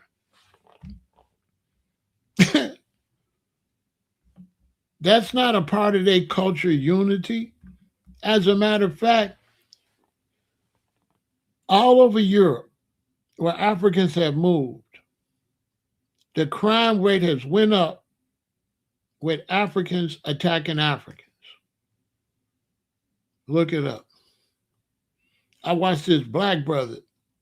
I forgot his name. And he in Africa and he traveled. I know y'all know what I'm talking about. And he always be reporting on Africa, right? And I watched one of his videos the other day. Let me see if I can find.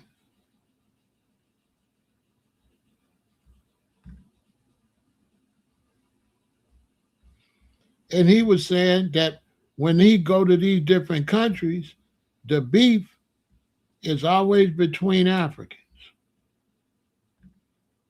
That's where the beef be.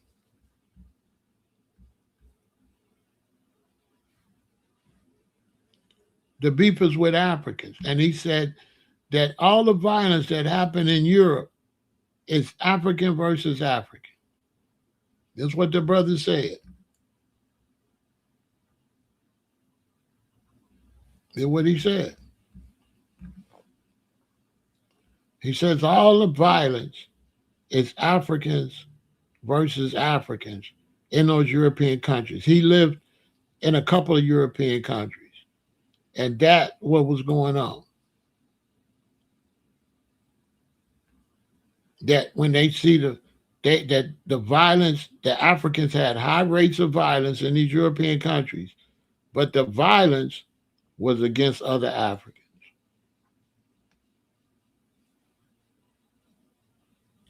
Hold on. You go watch it for yourself, because this brother been all over Africa. Some of y'all know what I'm talking about. He been all over Africa.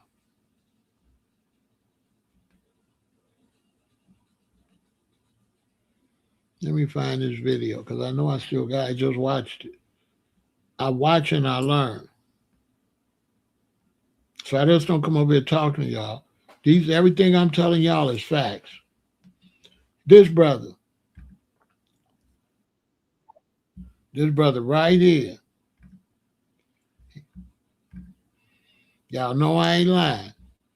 This brother right here, go watch him, and everything I'm saying, he gonna tell you. This brother right here.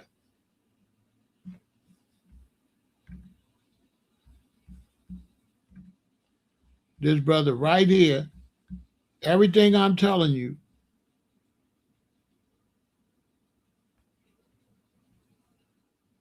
he gonna show you.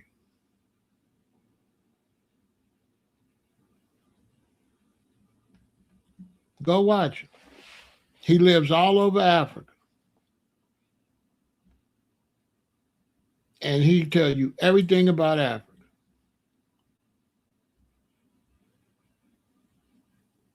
Go watch him.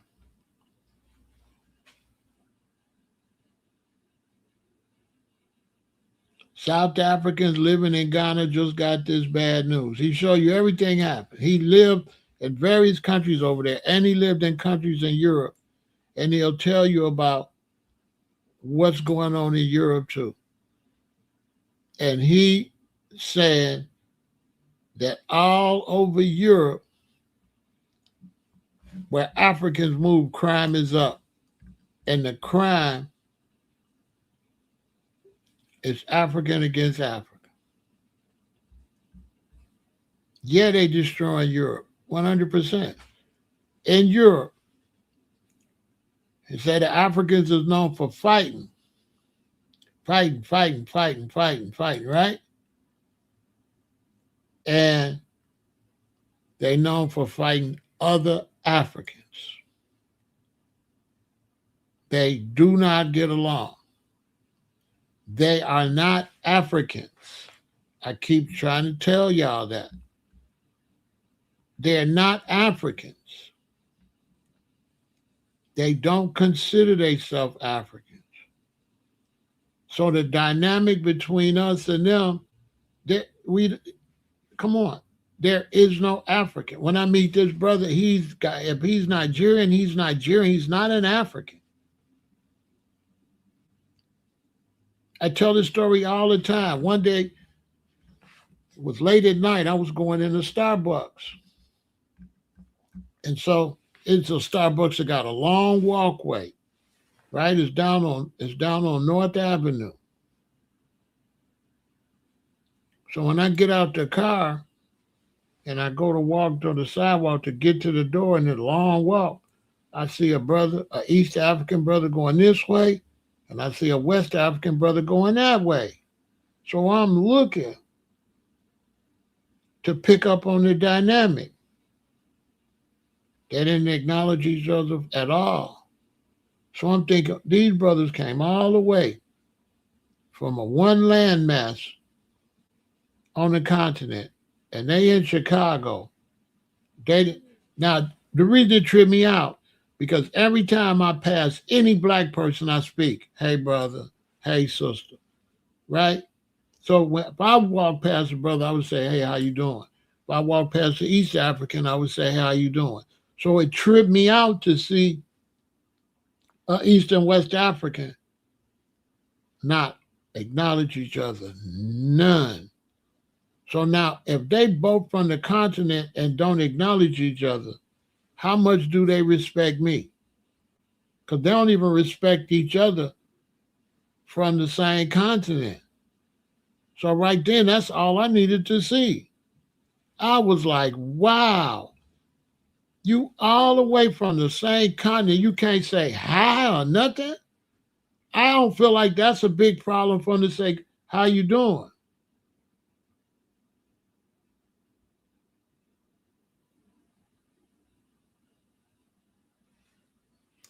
They didn't even.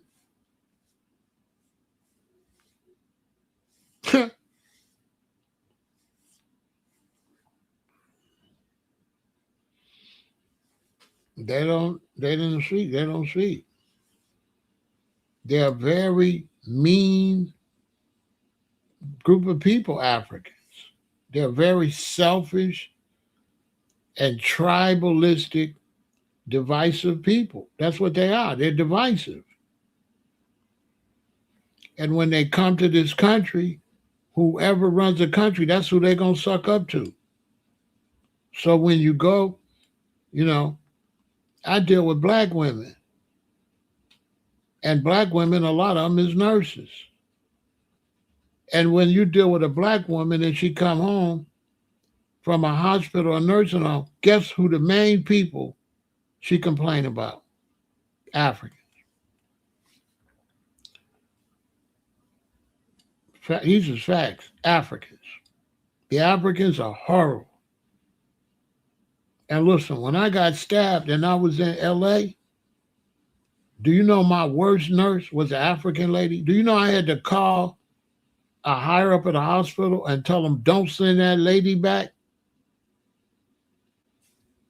to take care of me? That lady just hated me. Now imagine you in the hospital, stabbed up, you in the hospital, and the nurse just hates you. She black.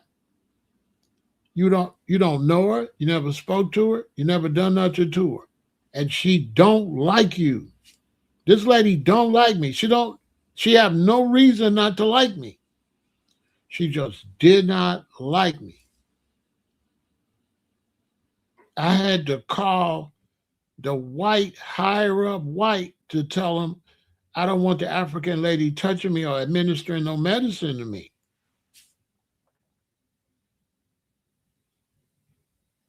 The Filipino nurses, fine.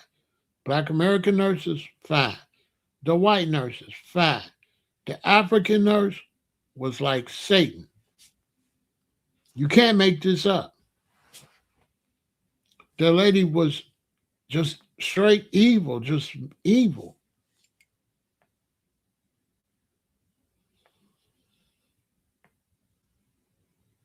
I'm telling you, I'm not making this up. The lady was evil. But then she would go over there to the Mexican, anybody else, and just smile, be so nice. She'll be nice to anybody but the black patients. She didn't like the black patients at all. The people that look like her, she didn't like them. I had to tell them, don't send her back. Don't send her back down here. Don't send her here. Tell me that ain't a disgrace. You think I'm going to move to Africa and deal with that? My friends that move to Africa say the Africans only smile at you to get some money. Other than that, like here when we have like black festivals and the Africans get a booth, they'll be sitting at the booth like this. Everybody else is festive. The Africans had a booth there. They'll be just like this. If you walk up to the booth, they'll, hey, and they'll come up and they'll try to sell you something real hard, right? And if you don't buy it, they immediately they come with some fake warmth to try to sell you something. And if you, after a while, if you don't buy nothing right away, they turn back to demons. I ain't lying. They jump up. If you don't step up, they won't even, like when we be at festivals like that, I'll be standing up. When you walk by, I'll be standing right at the table to greet you regardless. Not the African vendors, they be way back like this in the chair. With a whole festival full of black Americans. They be like this.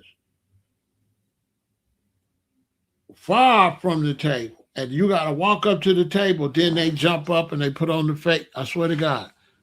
They won't even sit up close where they can wait on you. They be back in the middle of the tarp. Just sitting there. And they don't be a part of the festival. Everybody else be a part of the festival. Not Africans. Africans is just there to make some money and the hell with y'all. And it could be a black African festival. but it's thrown by some black Americans. I'm telling you. They messed the whole vibe up in the festival. Another thing they do is they must live together in some buildings or something, because they'll come and get, like the financier, he'll finance all these Africans and he'll send them, right? So somebody else buying their booths, and they'll buy up a bunch of booths, and then they'll have all this African stuff. Now, one of my African friends told me that all them statues and stuff be used to smuggle H into the country. Because everybody know the Nigerians is into the H business. Big. They're some of the biggest H sellers in the world.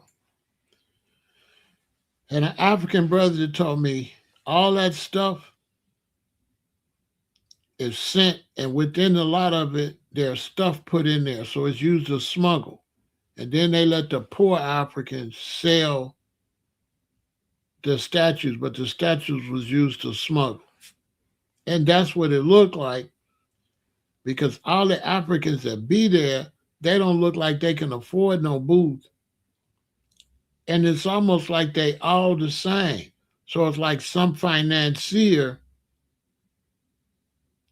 get those booths and come out to these festivals to try to sell all them artifacts. That's what it be looking like one person bagging them, because they don't be looking like they got no money. It's weird, I'm going to tell you. And they all look like they together, and they overrun. One reason black festivals died out a lot is because of the Africans. The Africans turned it into a junkyard. They didn't try to lay the stuff out to look nice or nothing. They don't try to make it look pleasant or nothing. It'd just be a whole bunch of junk. Seriously. They used to make the black festivals look so third world looking. They wouldn't fix themselves up even. They wouldn't fix themselves up. They wouldn't lay it out right. They wouldn't have nice tables. They just have any tables they could find. Just open up and just sit the stuff there. And they got all these statues and masks and stuff. It's just thrown any kind of way. As a matter of fact, when I was in LA, some Africans came to the reggae scene. And I was down in San Diego. The first time I seen it was in San Diego. And I'm down there at a reggae show. And all of a sudden, like these 5 Africans come with garbage bags. And they opened the garbage bags and they had all these reggae t-shirts, like bootleg reggae t-shirts. They was all wrinkled up. And they was taking them out, laying them on a cloth on the ground. Now, I saw reggae shirts, and the Africans destroyed a lot of that business, because once people look at the junk, it brings down the standard of the shirts. And they would just have Bob Marley shirts, anything bootleg, not even from a legitimate, like I ordered my stuff from Nicholas Novelty. My stuff was legitimate. No, you could tell they was making them somewhere. And they wasn't ironed or nothing. They just be wrinkled up. And they just took them out of a big bag, garbage bags full of them, and just lay them out there. Now, my shirt's $20, $25. The African shirt's $5. $5 for all they rate. Yeah, and they also undercut the market. Because them shirts probably cost them $1, $2. And they came out there, it was tripped out, man. With big garbage bags full of reggae shirts for $5. And they would tie a string up from one, find a little spot, tie a string up from one tree to the other, and hang the shirts up there with the wrinkles and everything.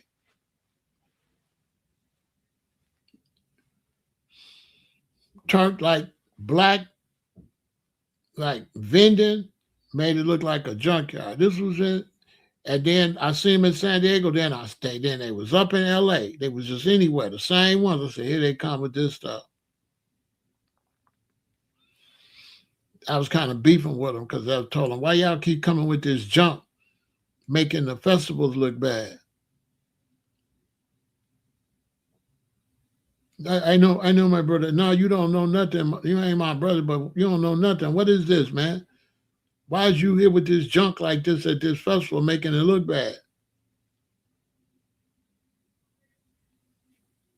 I had to get on the brother's case, like, why you sell them a booth to come in here and make your festival look like a goddamn African junkyard? Bringing down the standard of the festivals. You should see how they was dressed and everything. They just look like they just woke up and just put on anything and just came out there. Everybody else got a nice booth laid out right. Sisters selling African fabric and clothes and all the booths. These Africans got their stuff on the ground, on a blanket on the ground, on some old tables. They won't even put no tablecloths on the table, just unfold some tables, just throw the stuff up there. Who hang up wrinkled shirts with clothespins? Who gonna take clothespins out of the festival and hang up wrinkled Bob Marley shirts? Bootleg Bob, they don't even look no good. $5. I ain't lying, you know I ain't lying. $5. So the vendors stopped letting them come because they was making the festivals, they was degrading the festivals. This was in the 80s. You know, you can't make this up. The first time I seen it was San Diego.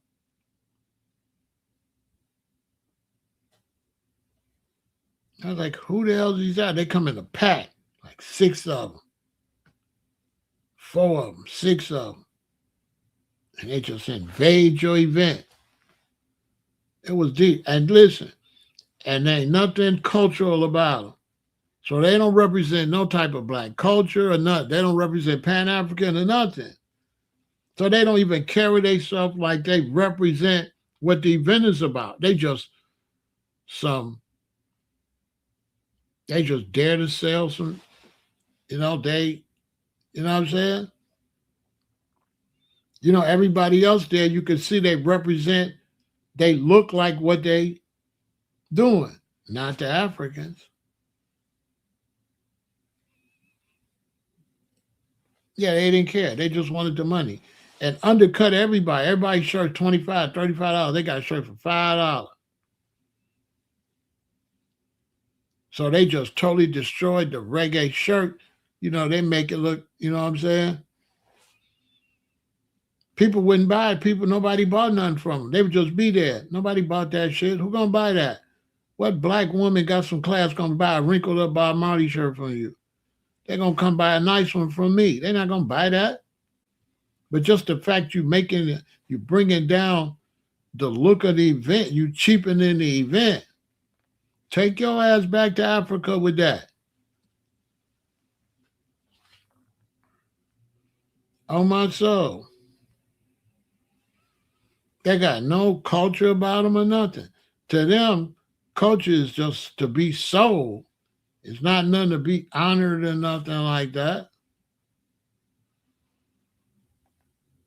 I'm telling you. So that's why they know that good. And we don't got they ain't got no good vibe with no Africans. I'm going to tell you. So then after keep studying, I found out they ain't even Africans. They ain't even Africans. They were specifically Ghanaians or Senegalese or Nigerians. They ain't even Africans. So as time going, I found out, we keep calling them Africans. They're not even Africans. So imagine calling brothers and sisters Africans that don't identify as Africans. They do not identify as Africans. They only identify as they tribe. That's it. They don't really identify as Nigerians. They identify whatever tribe they are. They don't even claim the country. That's a fact. There's no way we can deal with them. Really, they in the way. I hope Trump deport them before he leave. I hope they get them out of here. Because I'm not standing up for nobody that don't like me and don't benefit black people, and nobody to make black people look bad. In the professional ones too, because the professional ones is phony. Because when you go in the hospital, the black doctor, he not cool with the black patients or the black people, but he real cool with the whites and the Asians and everybody except blacks. When it comes to us, they nasty.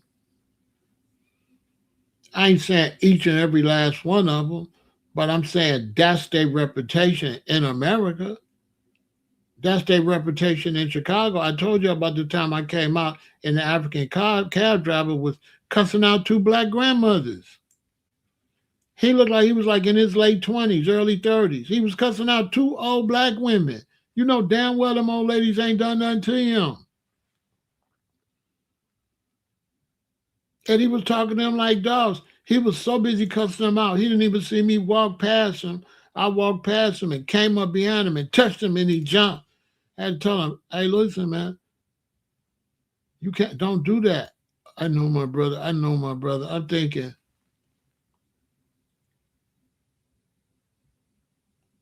I can't even tell you what I'm thinking. You know what I'm saying?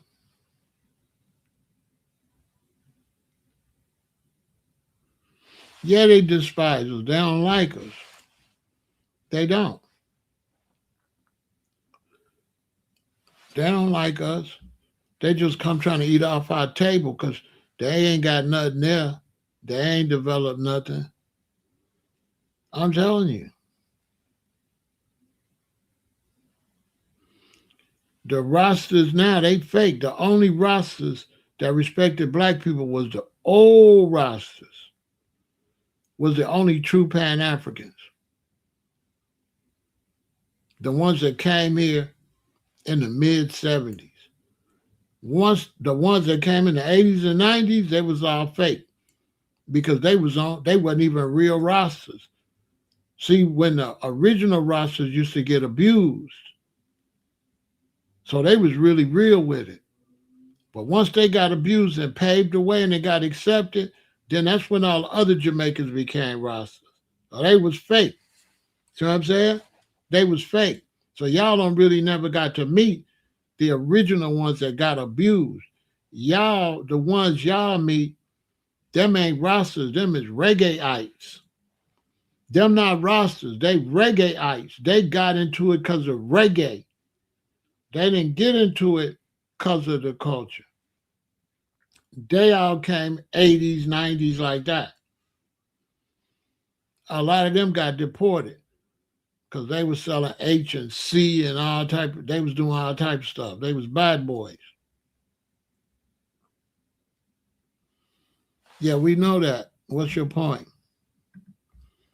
We know that.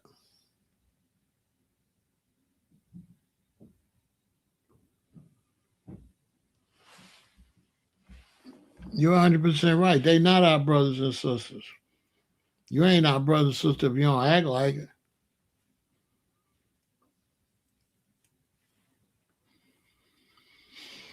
Basically. And some people want to say we not from America, but we foundational black Americans based on being here when the country got formulated. So there's no need to go back into the ancient history. We identify as foundational black Americans because anybody was here since the founding of the country is a foundational black American. So all of that, how long we've been here and all that, got nothing to do with identifying as a foundational black American in terms of identifying that you the foundation. You've been here from the foundation. So all that other stuff, say that drama for your mama. We already know that.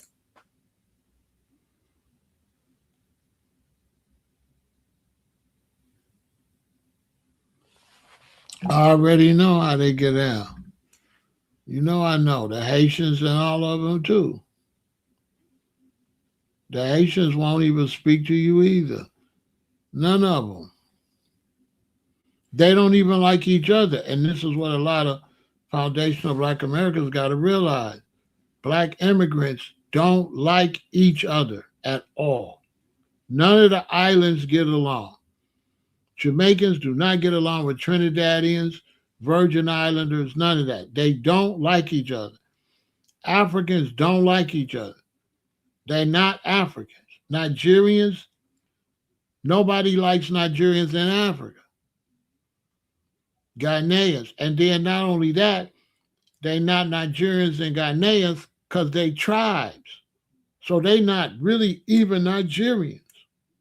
You know what I'm saying? Which is crazy. They're not even really Ethiopians. They're not Ethiopians. Which is crazy. So you wonder why Ethiopian? He's not an Ethiopian. He's Tigrayan. He's a Oromo. He's a Amhara. He's not an Ethiopian.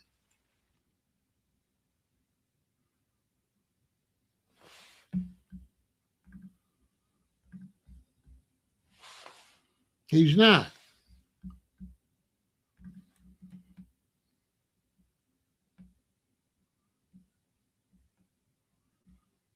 They're not even Ethiopians. I think we got a tether over here because they always asking me, they keep asking me 5 questions. I think that's a tether.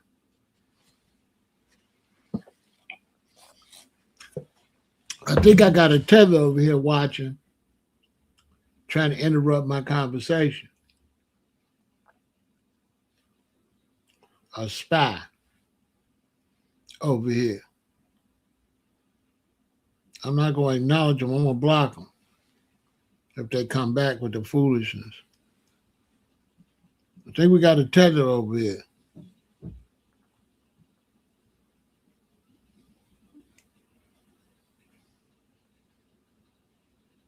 Everything I'm saying is the truth. So the dynamic between foundational Black American and Black immigrants is a horrible dynamic. When you start talking about 2026, we don't like them. Nobody's going to like you if you're not likable. And that's where it gets phony. When you say, why you don't like them? Are they likable? No. So that's why we don't like you. You don't want to be liked. You're not likable. Okay? You can't blame me because you come to a country and you're an a-hole. No, we don't like you. And this go from the 80s to now, you never changed. You only worse. Y'all seen that Haitian lady say we dirty Americans. How you gonna call all Black people in America? I never would say dirty Haitians. I never would have said nothing like that. Am I lying? There's no way I would have just called Haitians dirty. She said dirty Black Americans. That was tripped out.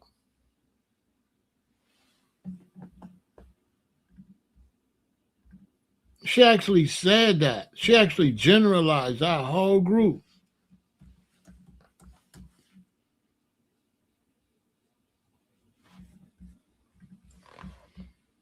That was tripped out. I couldn't believe it. This lady. She called Black Americans dirty. In America, she came to America because of us.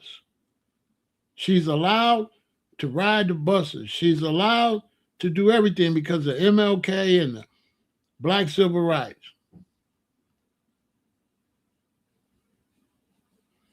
Right? Kind of look like our women doing everything we do and came here because of our success. She did not come here in the 50s. She waited. She came after we got it where Black people could walk around here freely. All our sacrifices. Right? So they sit back, they watch all our sacrifices. The coast is clear for our sacrifices. MLK lost his life. People lost their life for civil rights. So now once we get civil rights for black people, then all these black people came from other countries, but don't respect MLK, don't respect our fight for them to come here. And that's where they got to go. If it's up to me, they got to get the hell out of here. Because we're not going to let you come here and disrespect the civil rights movement and Mega Evers and all these people that put their life on the line for you to walk around here. Because black people couldn't even walk around here. You couldn't get on no bus. You couldn't go in no store. We made it possible. So for you to come in from Africa somewhere and go in stores and walk around freely off our civil rights movement and not respect us, we want you out of here. I speak for myself. Black immigrants need to go. Because my parents paid dearly for us to walk around here. For you to come here and not acknowledge that, you're an enemy to me.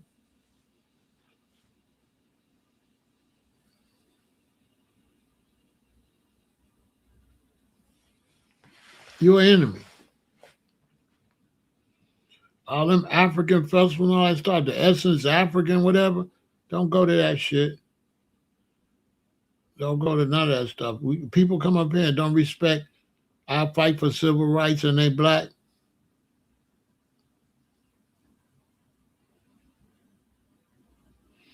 Well, we got some fool up in Detroit hollering about Pan-Africanism, but he don't never check these immigrants for disrespecting his mom and stuff.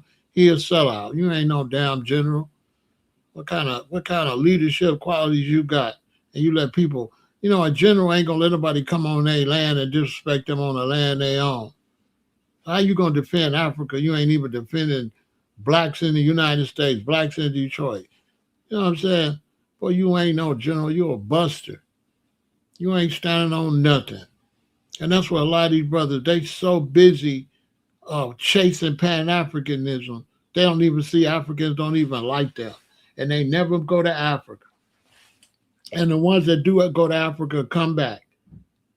Look at all the black people went to Ghana and left. They ain't stay over there, they left. They ain't stay. And what's funny is these blacks, when they go to Africa, they make a whole lot of noise. I'm going to Africa. But when they leave quiet. They don't come back and say, man, I left Africa. No, they come back in shame and come back quiet. And then the ones like the dude in Detroit, they never go to Africa. And y'all sit there and let them talk about Africa, Egypt, Africa, Egypt, and never go. How long you can stay in Detroit talking about Africa? Shut your stupid ass up. You ain't never going to no Africa, and you damn sure ain't coming to Chicago playing with me, so let it go. Let it go. You're not even built like that. You're not really none of that. Your title's fake. You ain't that. And no kind of way. Shut your ass up. I'm not beefing back and forth like that. But I'll use you to teach these people. And there's people like that, y'all got to stop listening to them. They don't bring nothing to the table. They not standing hard on reparations. They're not fighting for what we got to get here. You show me somebody, if they're hard in Africa, but they ass in the United States, they's a rat, right? Your heart got to be where your ass is at. Anytime you in Detroit, but your mind in Egypt, and Arabs run Egypt, you's a fraud. You ain't never going no goddamn Egypt. You ain't never gonna move no goddamn Africa. And your mind's in Africa, but you in the United States, so you ain't doing us no good. You need to remove yourself from the pro-black community. You's a fucking fraud. The Black Panthers was concentrating on black people in America. That's what they was concentrating on. They wasn't Pan-Africans. That's a fact. They wasn't. They was for black people in America to be able to do what we got to do. The Black Panthers, right? That's before Pan-Africanism. That's a fact. Fred Hamptons and the UEP Newtons was focusing on our rights right here in this country. Those is our leaders. The Pan-Africans didn't do nothing. Marcus Garvey never moved to Africa. None of the Pan-Africans got no type of achievements. And we had all kind of people like Polite selling bootleg weirdo Africanism, and look at them in prison, calling themselves all kind of names because the person that Polite was with, right, got to show pretending he represent Africa. That nigga ain't never gonna leave New York. Y'all know what I'm talking about. He got to show for years and years. He ain't never gonna leave New York. He ain't doing nothing for black people in the United States because he's a tether from the islands. He ain't no foundational black American. Dude is a tether that tethered on Pan-Africanism to pimp. Y'all know what I'm talking about. Been on the internet for years pimping Africanism. As soon as he get off the show, he got on alligator shoes and dressed like a pimp. Get on the show, he put on his little African stuff, his little Egyptian looking stuff, just to pimp you for some money. And he ain't none of that. Been doing that shit for years. Ain't none of that. Came here to Chicago, kept calling me. I ain't even answer my phone. Man, I got PTSD. I'll catch a case. I ain't answer my phone. I'm ignorant in real life, face to face. Bro, I go meet dude. That shit would have went left. I would have pulled up in 3 cars full of dudes. I ain't got time for that. I'm 68 right now. We would have pressed dude. I wasn't gonna come with no Pan-Africans. So I just didn't go and answer my phone. I want to meet you. You know what I'm saying? Go back to the islands, wherever you from. You know what I'm saying? Take your ass back to the islands. Wherever your mom and them from, wherever you from, go back there. You know what I'm saying? Pan-Africanism was a way for people that's not foundational black Americans to pimp us. Tethers. They was able to use Pan-Africanism like Umar, he a tether. So they not foundational black Americans. They can't push where they from. So how they try to pimp us is they push Pan-Africanism. They use Pan-Africanism to push us. Even Marcus Garvey really didn't get along with Booker T. Washington and them. They didn't like dude. Booker T. Washington and them didn't like Marcus Garvey. Look it up. They didn't like him.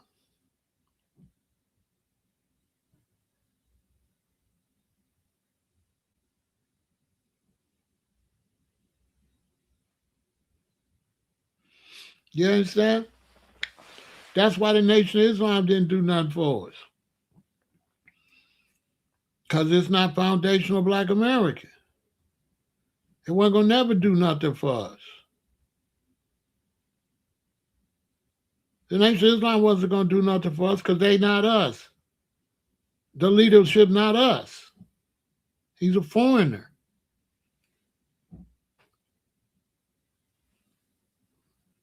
That wasn't nothing but an Islamic Baptist church to make money.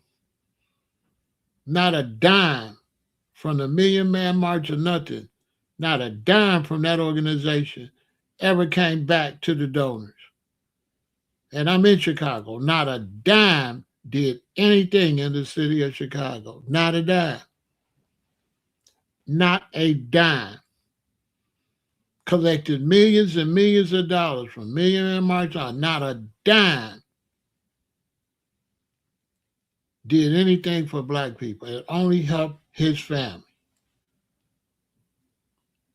That's it.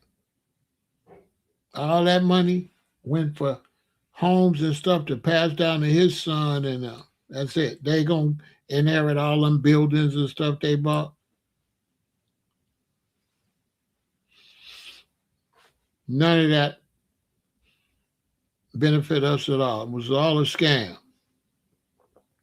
That's what it was.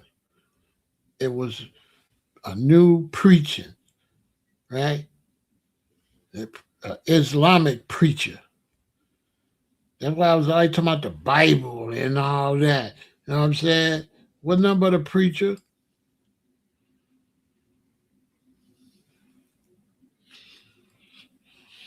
Collected all that money from us. Ain't do nothing for us. Ain't no Elijah. Elijah used to do stuff. He ain't do nothing. He do not represent no Elijah Muhammad. And I was here. Can't nobody tell me shit. When Elijah was here, they had stores and fish markets and stuff everywhere. You could see the works. They was feeding us. For sure. The Nation of Islam was feeding us in Chicago. They had salam restaurants and docks fish, docks. Elijah started all that. That's why they got the Omar drink. That come from Elijah's Nation of Islam set all that up. Real talk. Elijah was really getting stuff done. Muhammad Ali. Elijah got us in boxing. All that.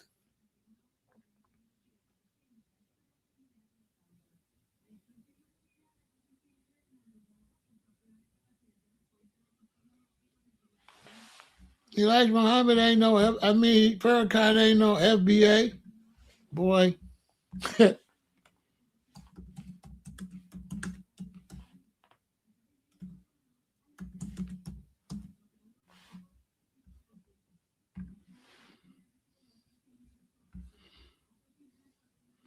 Look at this. Who is this? You don't study, huh? You don't study. Louis Farrakhan's parents were both immigrants from Anglo-Caribbean. His mother, Sarah Mae Manning, was born in St. Kitts, and his biological father, Percival Clark, was Jamaican. Bruh, go read, okay?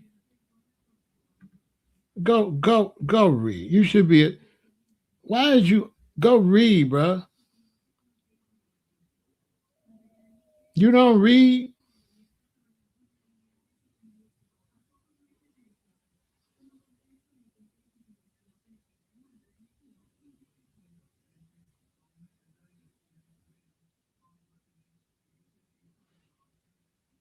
You don't read, huh? Louis Farrakhan's parents was both immigrants from the Anglo-Caribbean. His mother was from St. Kitts. His father was Jamaican. What the hell?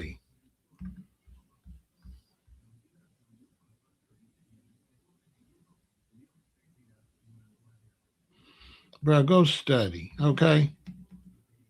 Go study.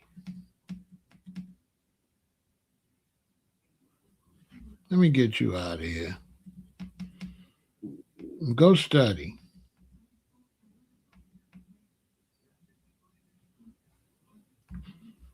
Go study. You don't got no legitimacy no more. Okay? Nothing you say, all right? You have no legitimacy. Okay? Please be quiet over here.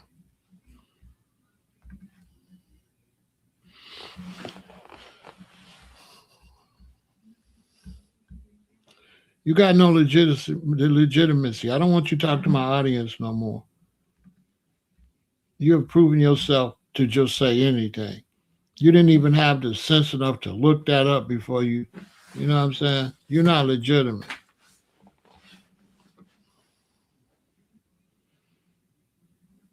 Don't, you can watch, but don't speak over here no more. I ain't gonna block you yet, but don't speak over here no more. Okay, be quiet.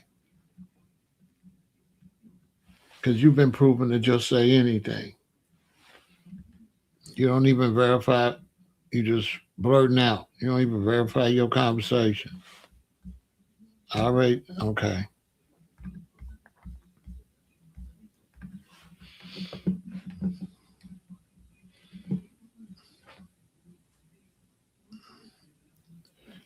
Bruh, shut up. I don't want to hear nothing from you. You don't have no knowledge. You're giving out false information to my audience. I don't want you teaching over here. You've proven yourself to just say anything. Anything you say from this point cannot be taken as serious, okay?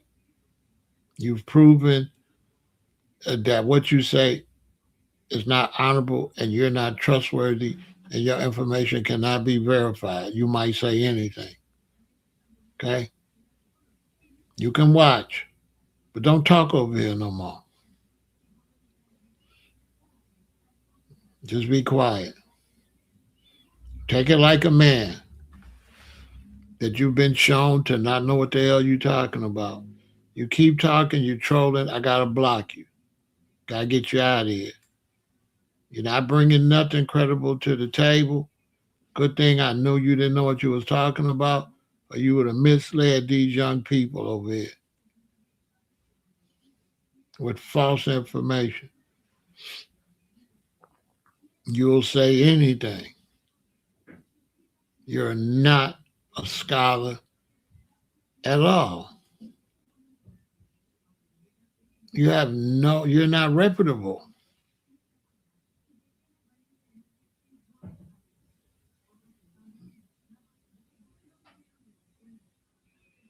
at all. Farrakhan always said he was from the Caribbean. Used to sing Caribbean music. Like, what the hell? The minister never denied he was from the Caribbean. What the hell? I went to Savior's Day. Everybody know Minister Farrakhan was Caribbean. He never hid that. He never tried to act like he was from here. What the hell is you talking about?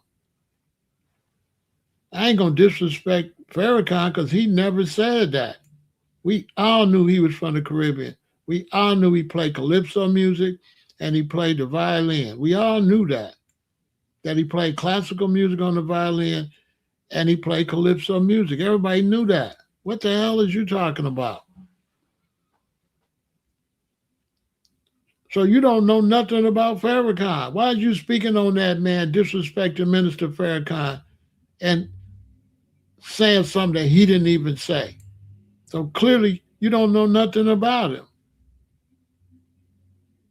Because he made it clear he was from the Caribbean. So how Mr. Farrakhan say he's from the Caribbean and you say he's not? That means you don't know a damn thing about Farrakhan. Nothing. Because anybody know anything about the minister know he's from the Caribbean. He had no problem with that. Okay? We never held that against him. That wasn't the issue. He was here to speak to black people. I didn't have an issue with Farrakhan until after so many years I never seen none of the money. That's what my issue is. My issue, I like what he was saying and all that. What I don't like, after all these years of collecting that much money, I don't see anything benefit the black community from all them millions and millions of dollars. That's my problem with him. That he wasn't standing on the business like Elijah. Elijah was standing on business. You used to could see the money with Elijah. Especially here in Chicago, they was feeding us. They had the little place on 83rd. I forgot the name of it. 83rd and Cottage. Man, they had the best food. Like for real. Like the Nation of Islam helped me go vegan. I went vegan in 78.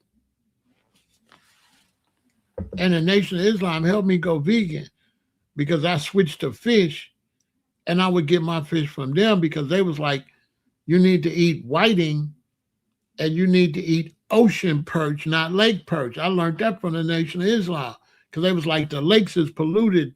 At that time, the ocean was considered cleaner.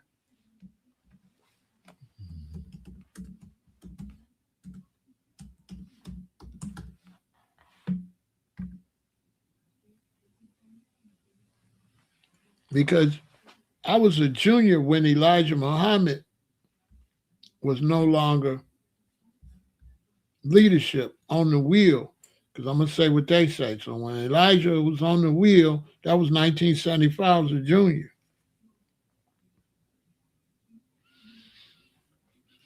Yeah, the Nation of Islam got everything to do with me being vegan when I make that transition. Because my transition was first get off pork, then get off beef, then get off chicken, and then the last animal is fish.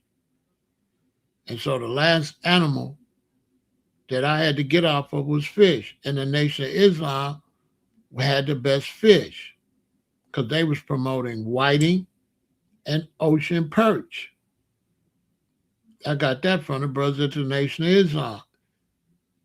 It was a step up. And then I got a lot of things from Elijah because Elijah got to the point he was eating once a day.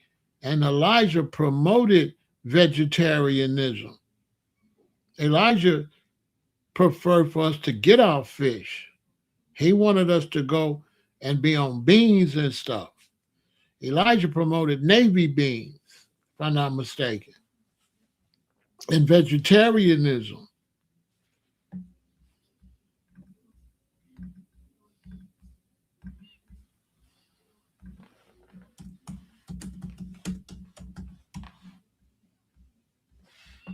Elijah promoted, right? Elijah promoted vegetarianism.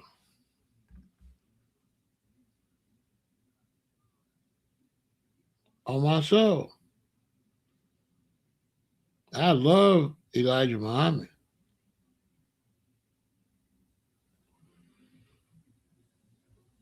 Can't nobody say nothing bad to me about the Honorable Elijah Muhammad. That's like one of my top people in the world. I ain't gonna tell you no lie. The Honorable Elijah Muhammad is one of my favorite people ever, ever, ever. I would never say nothing against the Honorable Elijah Muhammad. He's one of the reasons I'm kind of pissed at Farrakhan because Farrakhan didn't walk in his footsteps. We only honored Farrakhan because of Elijah Muhammad.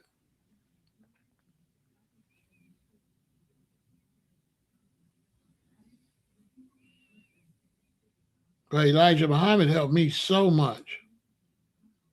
I read Message to the Black Man, all that as a shorty coming up. You know, this is one of my teachers right here. You know, you can't say nothing bad about dude. He born in the 1800s. So that knowledge in the 1800s, come on, man.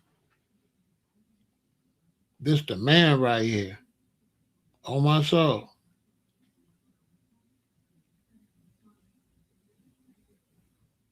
And this book helped me go vegan.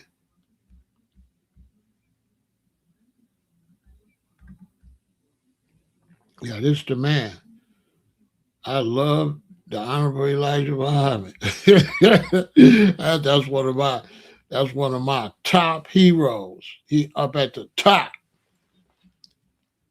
As a fact. He at the top of my list. As a fact. As a matter of fact, my other teacher, Sunra said he believed him and Elijah was relatives. That's what Sunrise used to say. Because Sunrise last name was Poole, and Elijah Muhammad's name was Poole.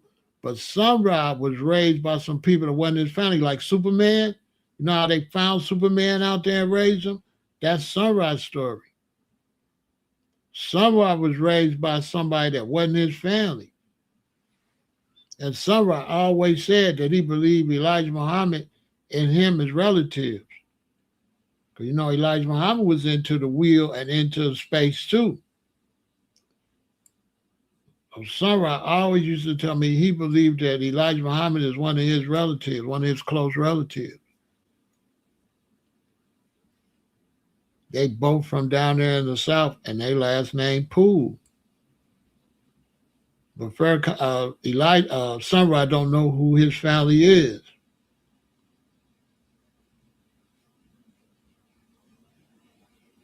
I don't know.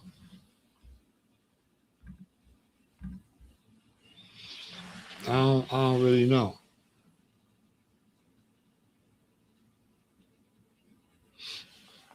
You know, I don't know their business like that. I don't really know. I supported them. My childhood friend is Mustafa. So it's like I went to Lutheran school. By the time I was a junior, a freshman came in named Chucky Hudson. He was a freshman. Jock Hardy was a sophomore, and I was a junior. So we was all brethren. Chucky left Luther South and went to Kenwood.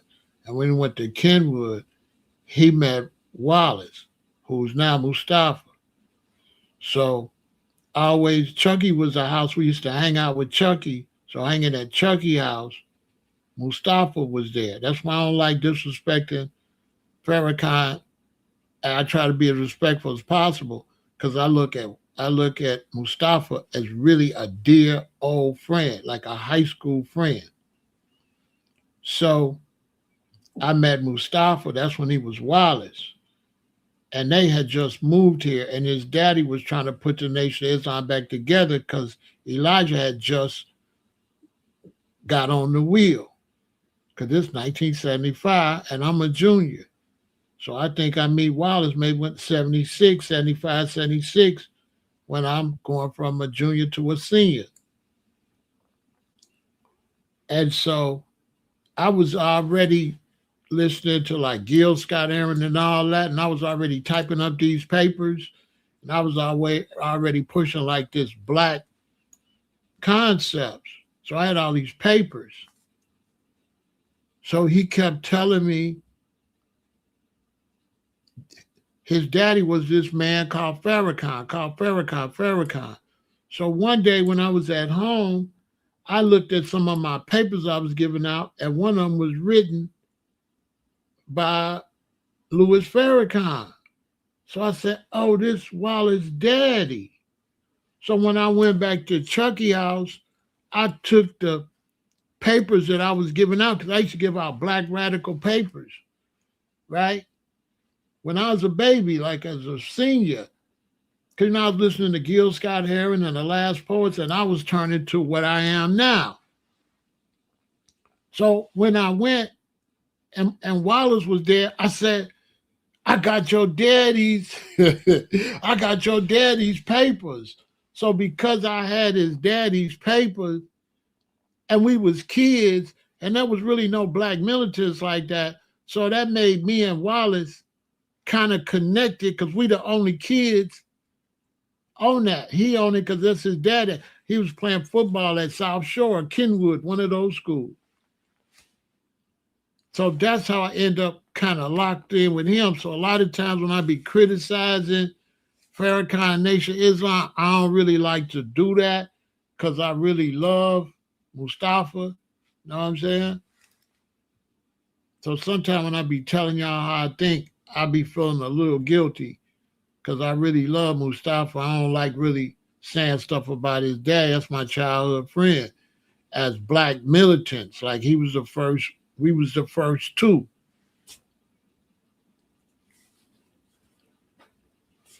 So later, when they put when Farrakhan put the nation together, I went to the first Savior's Day with my girlfriend, and I remember they split us up. The women had to sit separate, and they split us up. And I remember when I seen my childhood friend walk out there with his daddy, I was so proud of him, man. When I seen him standing behind his daddy, and he was like a grown man, and I knew him like when he was a sophomore, I was like, dang, man, there go Wallace. You know what I'm saying? So that's still my brother right there. You know what I mean? He probably, you know,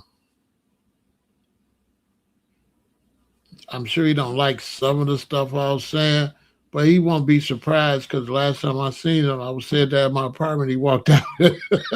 I can't wait to see him so I can talk about stuff, man. Remember he walked out my apartment. That's the last time I seen him. I'll be doing too much.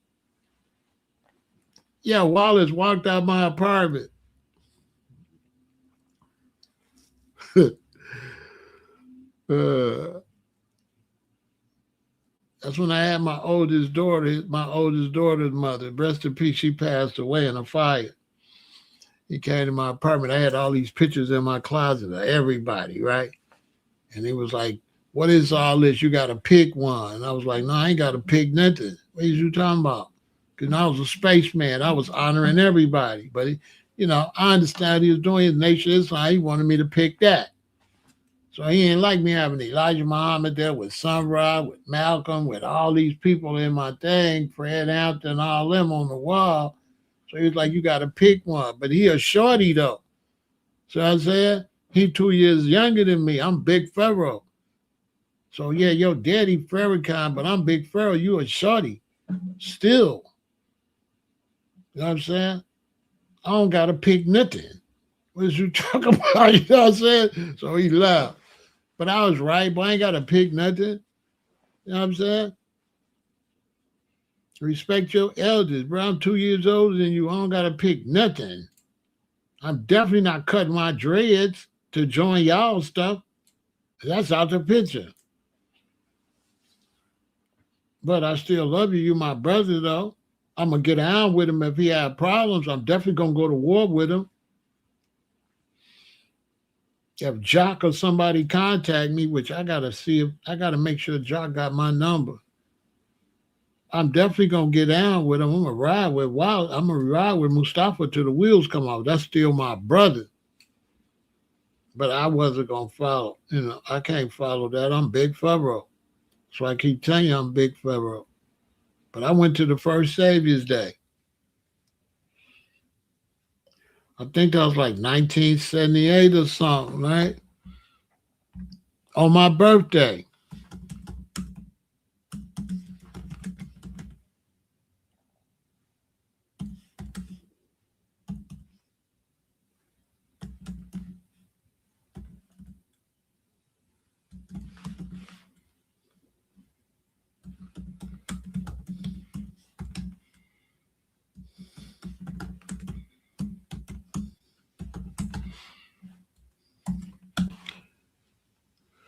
That was on my birthday. Yep, 1981. February 22nd on my birthday.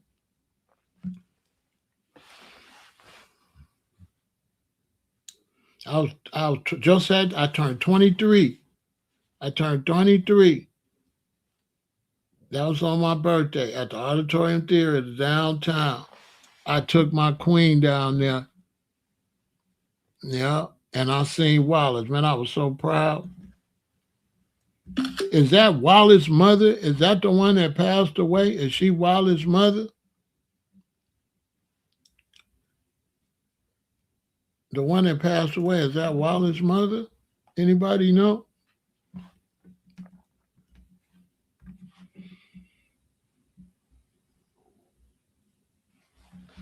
Let me search it.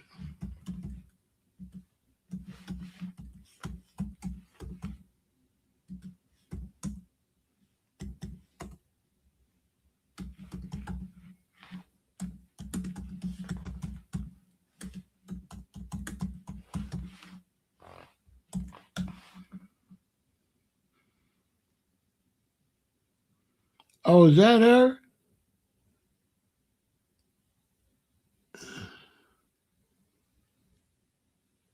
That's his mother that passed away? Oh man, that's messed up.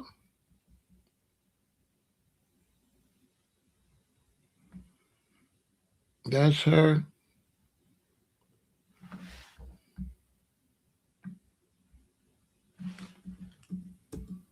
Oh man. That got me kind of sad.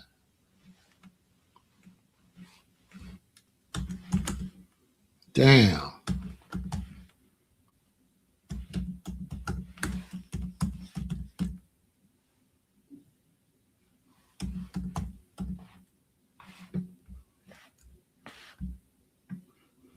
Damn. Is that his mother? Oh man. I be trying not to know stuff like that.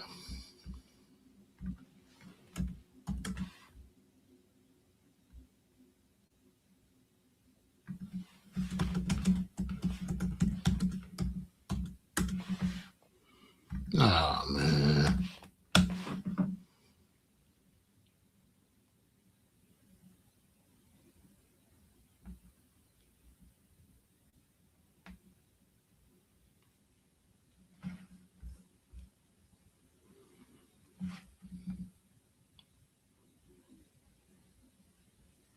I don't know.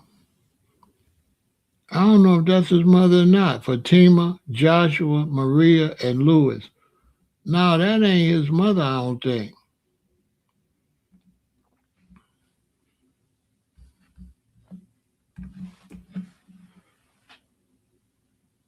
I don't think that's his mother.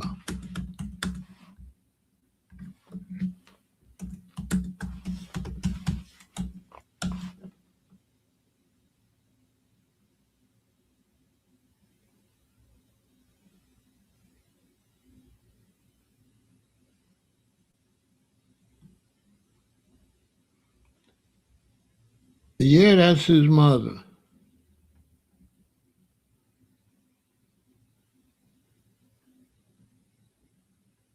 Why?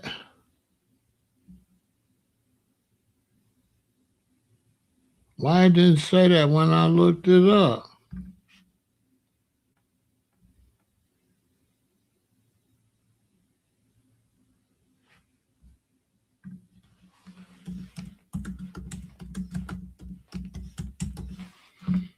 Why didn't? It didn't say that. It didn't name him. Oh yeah, yeah, that's her son, Mustafa, Louis, Joshua, and Abner. Oh damn, man.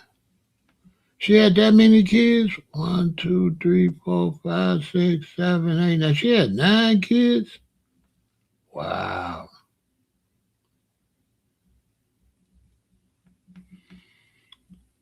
Oh, he the oldest too. Oh, damn. Damn.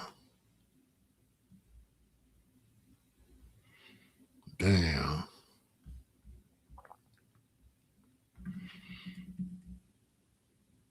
Yeah, that's okay. I got to end the live on that one because I didn't really realize all of that. I didn't really look into it. I tried not to really think about that too much. Damn, man.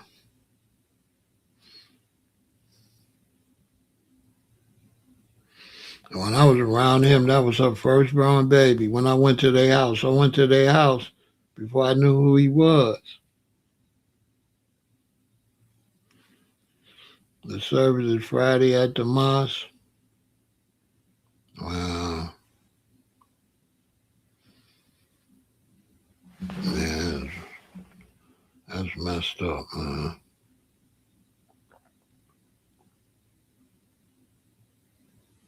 Damn, man. You know when you kids like that and you friends, like high school kids and you friends, that shit lasts forever. You know what I'm saying? That's like a friendship that even if you don't see each other, whatever, that's like That's just a different type of relationship. That's a different type of bonding because you kids, you high school kids.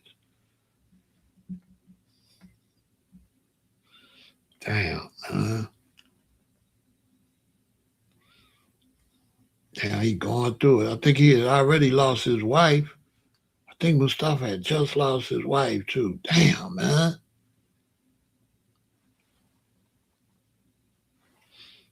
Mm-mm-mm-mm-mm. I wonder if Chucky and Jock gonna be there. Damn, I don't got Jock's number, man. It's in my old phone. Damn. I need to go by Jock crib.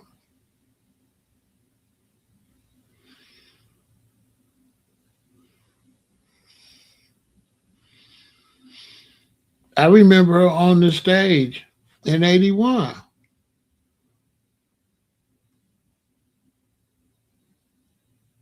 The wake is Thursday.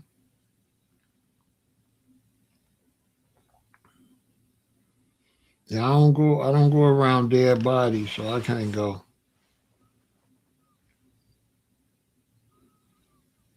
I only went to my parents' stuff because they was cremated. If they would have been bodies, I wouldn't have went in there. I don't go around bodies. It's a lot of sacrifice to live my life. You know what I'm saying? You can't just be me. I made serious sacrifices.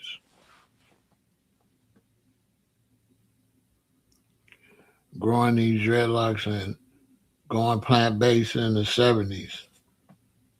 There's a lot of sacrifices I made. Man,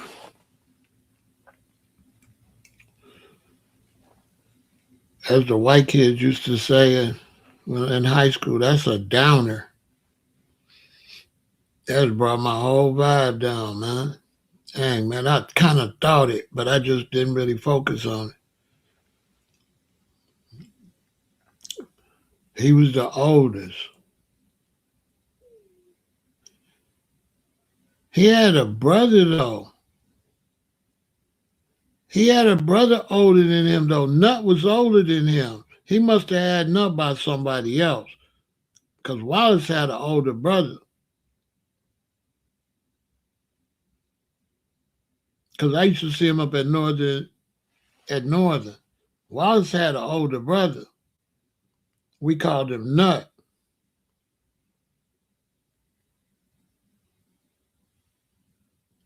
So that ain't all his kids.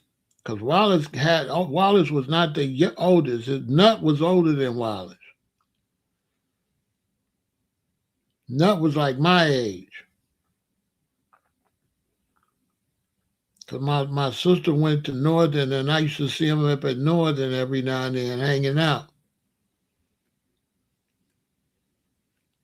Because he was always on that hoorah. He was like, "What's up, man? Whatever you want to do, man."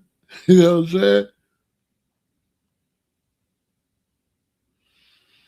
So I don't know who he had Nut by, but he didn't have all his children. If Wallace is her oldest son, he did not have all his children by her. Because Mustafa had an older brother, we called him Nut. He was always getting in trouble and shit. I think he got shot or something.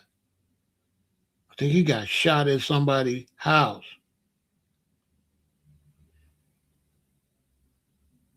Yeah, Nut. We ain't call him Nut for nothing. He was crazy as hell. Farrakhan was always getting on him, trying to straighten him out, but he was wild. The minister was always trying to straighten him out, but Nut was wild. We ain't just call him Nut. He was really that. He was wild as hell. He was older than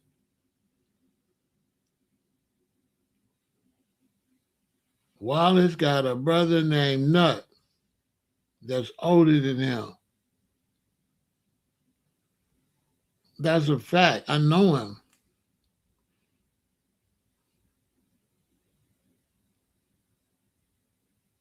That information is wrong, Beatrice. He got an older brother named Nut.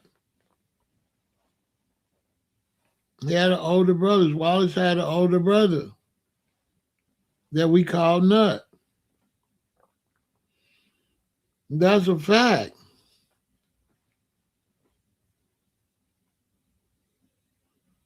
That information is wrong.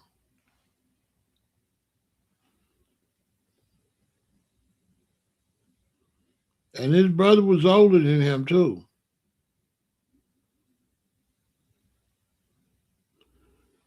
Nut was older than Wallace.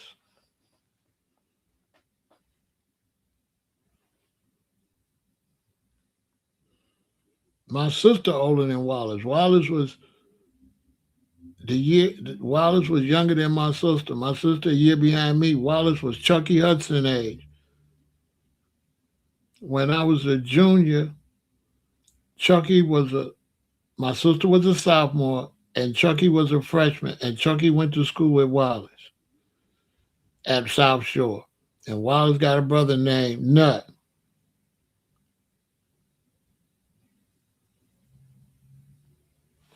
His name was Lewis, and we called him Nut for a reason. He was more my age, and I met both of them through Chucky. The first time I met Wallace at Farrakhan House, I didn't even know who Farrakhan was because he had the. I never forget it because he had the garage under the house. It was the first time you know what I'm saying? And I remember going in the house with Chucky to get him to go back to Chucky house. And I seen the minister in there, but I didn't know who that was. I seen him walk past. That was all I know. That was his daddy, right? I didn't know nothing about. No, we was kids. We was high school kids.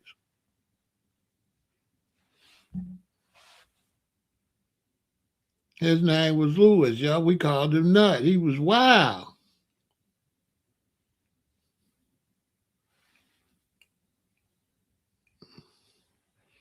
So me and Nut was more closer because we was more the same age. Back then, you didn't really hang a whole lot with people that was younger.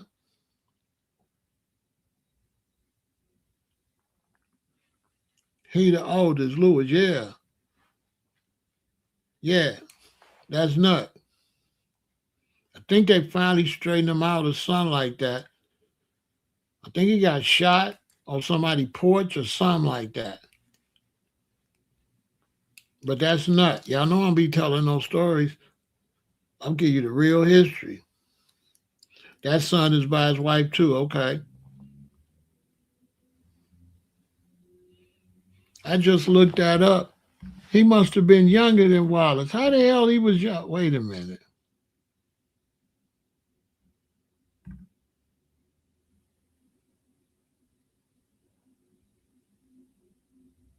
Oh, it says he the eldest son. Yep, he the eldest son. He passed away at 60.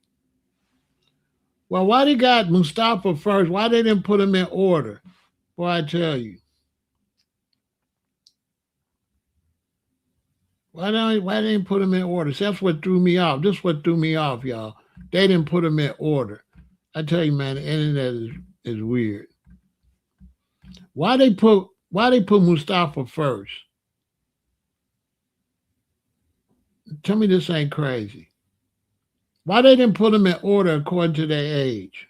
What the hell is this? Look, they got Mustafa first, then they got Lewis. So I didn't ever think Lewis was nut because I knew he was the oldest. I'm thinking they're gonna put the oldest. Boy, ain't nobody professional no more, huh? Ain't nobody professional. Ain't nobody professional no more, are they? The, it said right there the eldest son. Why you? I didn't even read all of that. If he the eldest son, why he not listed first? What the hell?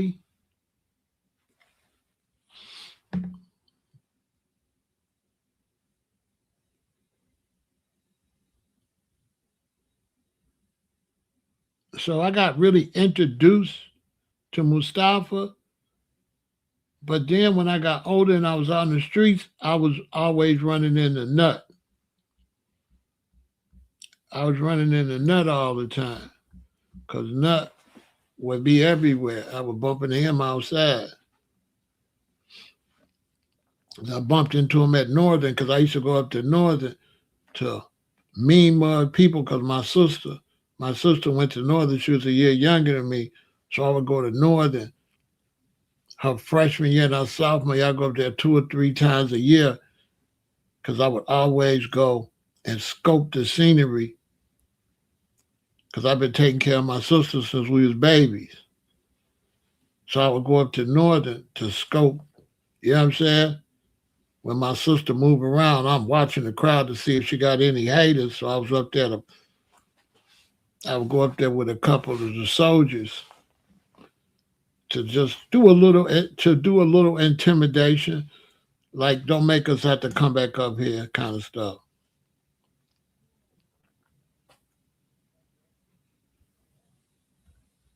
So my sister went and introduced me to her friends. The girls was cool, but the boys, when she would introduce me to the boys, like, this is my brother. They'd be like, hey, what's up? I'd be like,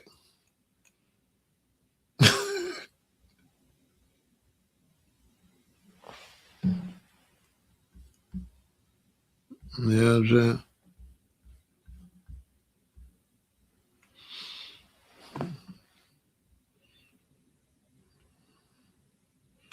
So I go intimidate, the boys.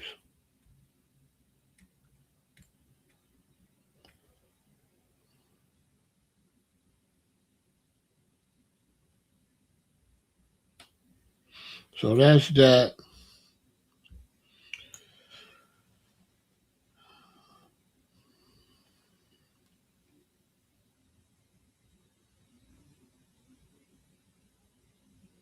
How much for my used sock? I gave them to your mother. Your mother got them.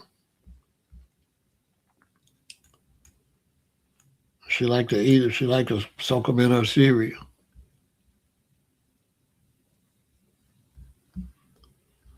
All right, y'all. That's that. Stay positive. All right. And, push for reparations, for victory. My poll tax certificate from 1960 when we had to pay $2 or $3 to vote, and we only made $2 or $3. So you had to choose between eating or voting. That was the suppression back in the 60s. If you missed one year, they doubled it up on you the next year. I didn't have to pay because I was a veteran. So this is my exemption certificate, but I had to show it. So when they say you don't have to show ID, we've been showing ID since we started voting.